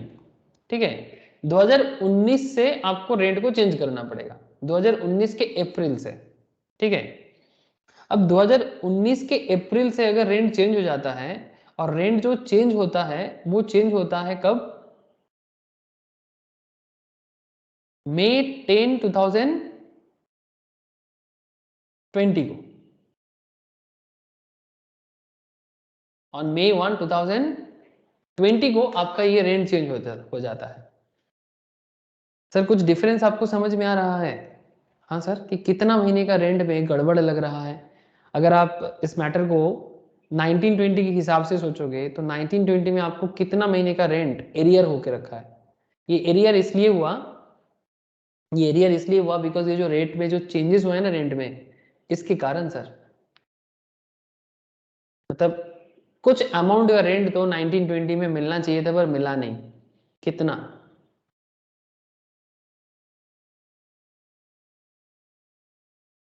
समझ में कुछ नहीं आया सर? बोलो क्या वैल्यूएशन में चेंजेस लग रहा है आप लोगों को? किसी के दिमाग में तो चल रहा होगा। हाँ Sir, 9. স্যার 36,000 বাকি রয়েছে। कैसे 36,000 कैसे, वो तो समझा मुझे थोड़ा। 3,000 টাকা করে 12 মাস।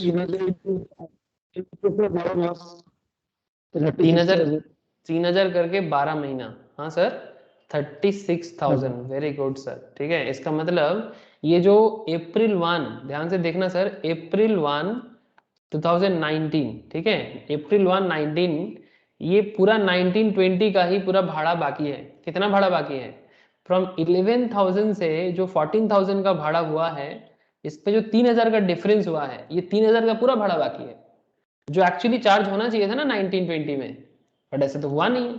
तो इसको बोलते रेट्रोस्पेक्टिव, है ना। अब जैसे ये रेट्रोस्पेक्टिव उपाय में आ गया तो आपको रेट्रोस्पेक्टिव हिसाब भी तो लगाना पड़ेगा। ऋषभ বুঝতে পারলি কিছু? হ্যাঁ স্যার বুঝেছি।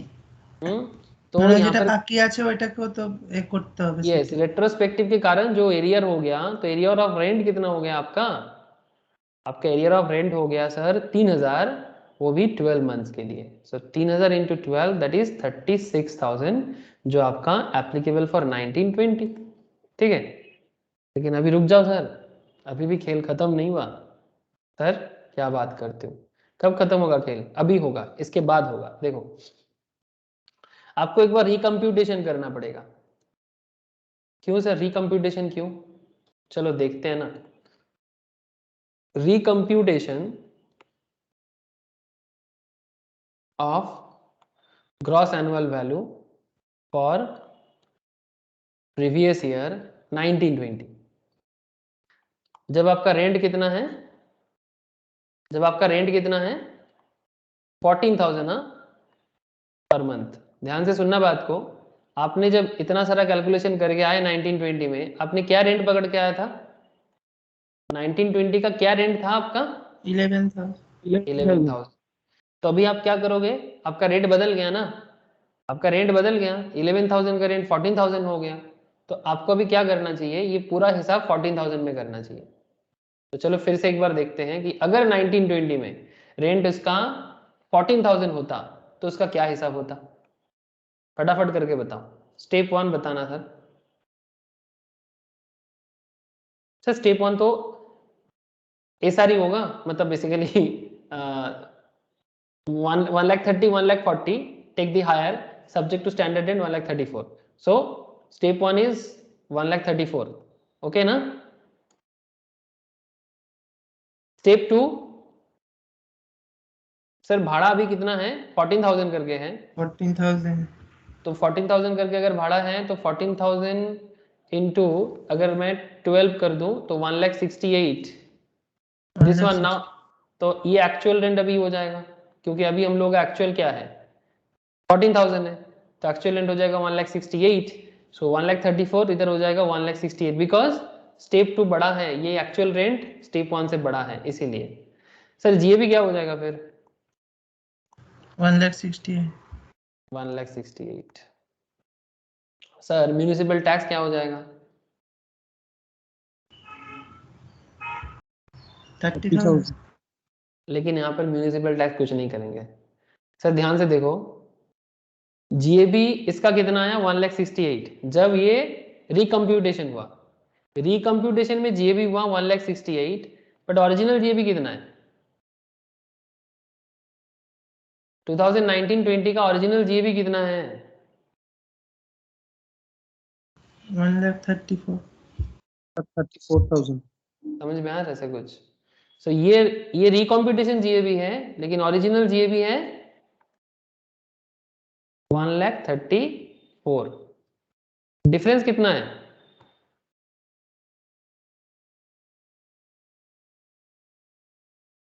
डिफरेंस कितना है 30,000 ना 34।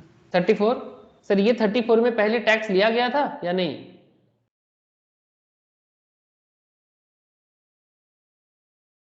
ये जो 34,000 डिफरेंस आ रहा है, क्या इस पे पहले टैक्स हुआ था? ना नो नॉट टैक्स अर्लियर, पहले इसका टैक्स नहीं हुआ था। तो ये 34,000 पे अभी आपको क्या करना है, स्टैंडर्ड डिडक्शन देना है। तो यहां से लेस कर दो स्टैंडर्ड डिडक्शन।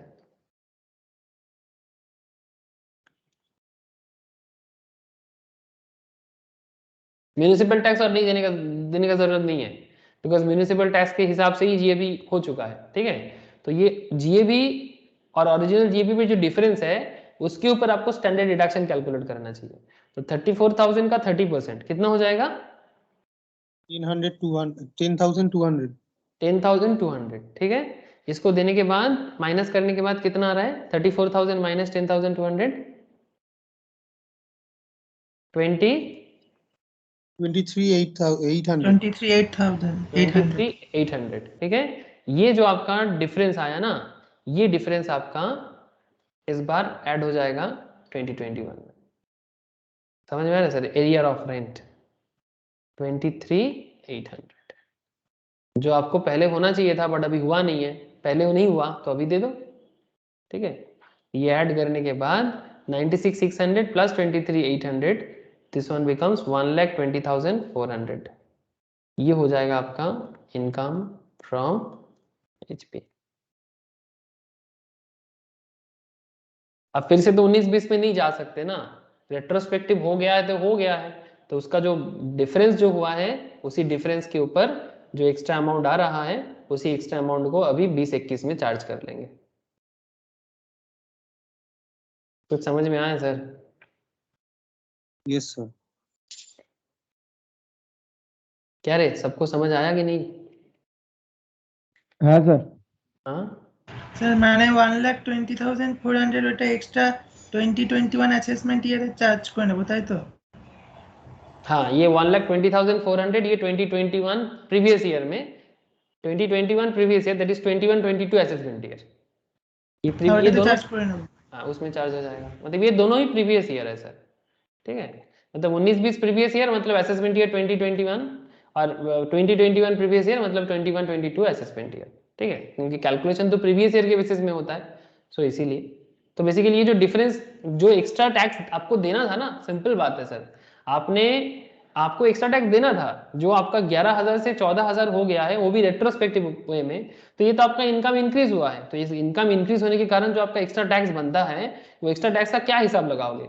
तो उसको हिसाब लगाने के लिए पहले आपने दोनों अलग अलग हिसाब कर लिए, फिर आपने रिकम्प्यूटेशन किया, जितना अमाउंट में इंक्रीज हुआ है 14,000 के हिसाब से फिर से किया, ओरिजिनल जीएबी 1920 के साथ कंपेयर था उसको किए, जो एक्स्ट्रा अमाउंट बन रहा है उसका जो डिडक्शन देके जो अमाउंट हो रहा है वो अमाउंट आपको अभी इस बार इनकम में शामिल कर देना चाहिए, इसीलिए आपने एरियर ऑफ रेंट को यहाँ पर इनकम में शामिल कर लिया।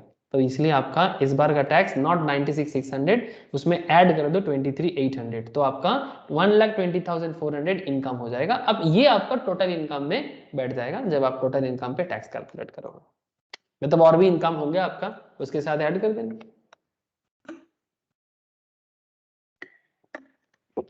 ये क्वेश्चन बड़ा अच्छा क्वेश्चन है सर, इस क्वेश्चन को जरूर घर में एक बार फिर से देखना।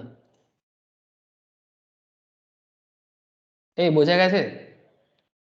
अरे হ্যাঁ স্যার। অভিষেক हाँ सर। বুঝতে পেরেছিস? हाँ सर। हाँ सर। ज्योति, नंदिनी, नील यस तथा सर। हाँ सर क्लियर है ना? शुभश्री क्लियर है हुआ? सर। Yes sir. ठीक है सर। अच्छा मैं सर ये इस वीक में ना मैं कुछ लाइव क्लास नहीं ले पाऊंगा क्योंकि मुझे थोड़ा सा ना कुछ पर्सनल काम में थोड़ा नेटिव जाना है 2-3 दिन के लिए, लेकिन आप लोगों का क्लास चलेगा, मैं लाइव नहीं ले पाऊंगा, बट सिमिलर मतलब जो टॉपिक जैसे चल रहा है इसी हिसाब से आप लोगों को रिकॉर्डेड या फिर यूट्यूब में लाइव प्रीमियर क्लास टाइमिंग में आप लोगों के लिए रेडी रखूंगा, ठीक है। तो जैसे जैसे मेरे को सुविधा होगा, अगर रिकॉर्ड मतलब अगर मैं यूट्यूब प्रीमियर अगर रन करा पाऊँ तो आप लोग यूट्यूब प्रीमियर में एक सुविधा क्या है, जैसे आपको लगेगा कि लाइव क्लास ही चल रहा है, ठीक है, तो হ্যাঁ স্যার उसमें क्या ইউটিউব होगा, লাইভে পড়াবে? यूट्यूब लाइव नहीं, ये तो यूट्यूब प्रीमियर, ठीक है, वो बेसिकली হ্যাঁ মানে क्लासेस ওইটাই है। ওইটাই। हाँ मतलब आपके लिए लाइव एक पर्टिकुलर टाइम जो क्लास टाइम होता है उसी टाइम में क्लास ऑन हो जाएगा, तो आप लोग प्लीज एक बार टाइमिंग के साथ क्लास में बैठ जाइएगा, ठीक है, क्योंकि मैं कुछ दिन घर के काम पे रहूंगा, लेकिन हाँ जो भी क्वेश्चंस रहेगा आप एकदम अपने कॉपी डाउन करके रखिएगा, जैसे मैं नेक्स्ट वीक से फिर से आप लोगों के सामने सामने रहूंगा, आप जो भी क्वेरीज होगा पूछ लीजिएगा, ठीक है। तो ये हफ्ता थोड़ा ऐसा जाएगा सर, सभी classes like company law, GST, income tax का, जैसे कल मतलब एक्चुअली मुझे आज ही शाम को निकलना है, ठीक है, तो ये वीक थोड़ा आप लोगों को, लेकिन क्लास मिस मत कीजिएगा सर, ठीक है। और जिनका जो भी प्रीवियस क्लासेस बाकी है बेसिक्स एरिया, जैसे कि अभिषेक का, जैसे कि संपत स्नेहेश का, ऋषभ का, इनके लिए मैं बोलूंगा कि सर आप लोगों को मैं क्लासेस शेयर कर देता हूँ, आप लोग जरूर एक बार घर में ये सब बेसिक्स एरिया ठीक कर लीजिए, ठीक है। স্যার আমাকে পাঠিয়েছিলে हाँ 500 हाँ पाठी दो আমাকে ठीक है। পাঠিয়ে দিয়েছিল এর আগে এর আগে দেখে তোকে তোকে হাউস প্রপার্টি পাঠিয়েছি, ইনকাম ট্যাক্সেরও কিছু পাঠাবো, ওগুলো দেখে হ্যাঁ। নিবি, মানে একদম ইনকাম ট্যাক্সের যে বেসিক্স এরিয়াটা। ইস্যু অ্যাক্সেস স্যার যেটা বলেছিলেন। हाँ हाँ हाँ ठीक है, ए समझ में आ गया ना सबको? ठीक है सर, হ্যাঁ sir. Okay sir, bye sir, tata फिर सबको, बाय सर। हाँ bye sir, sir. Bye bye bye sir. Sir, bye bye sir. Sir, bye.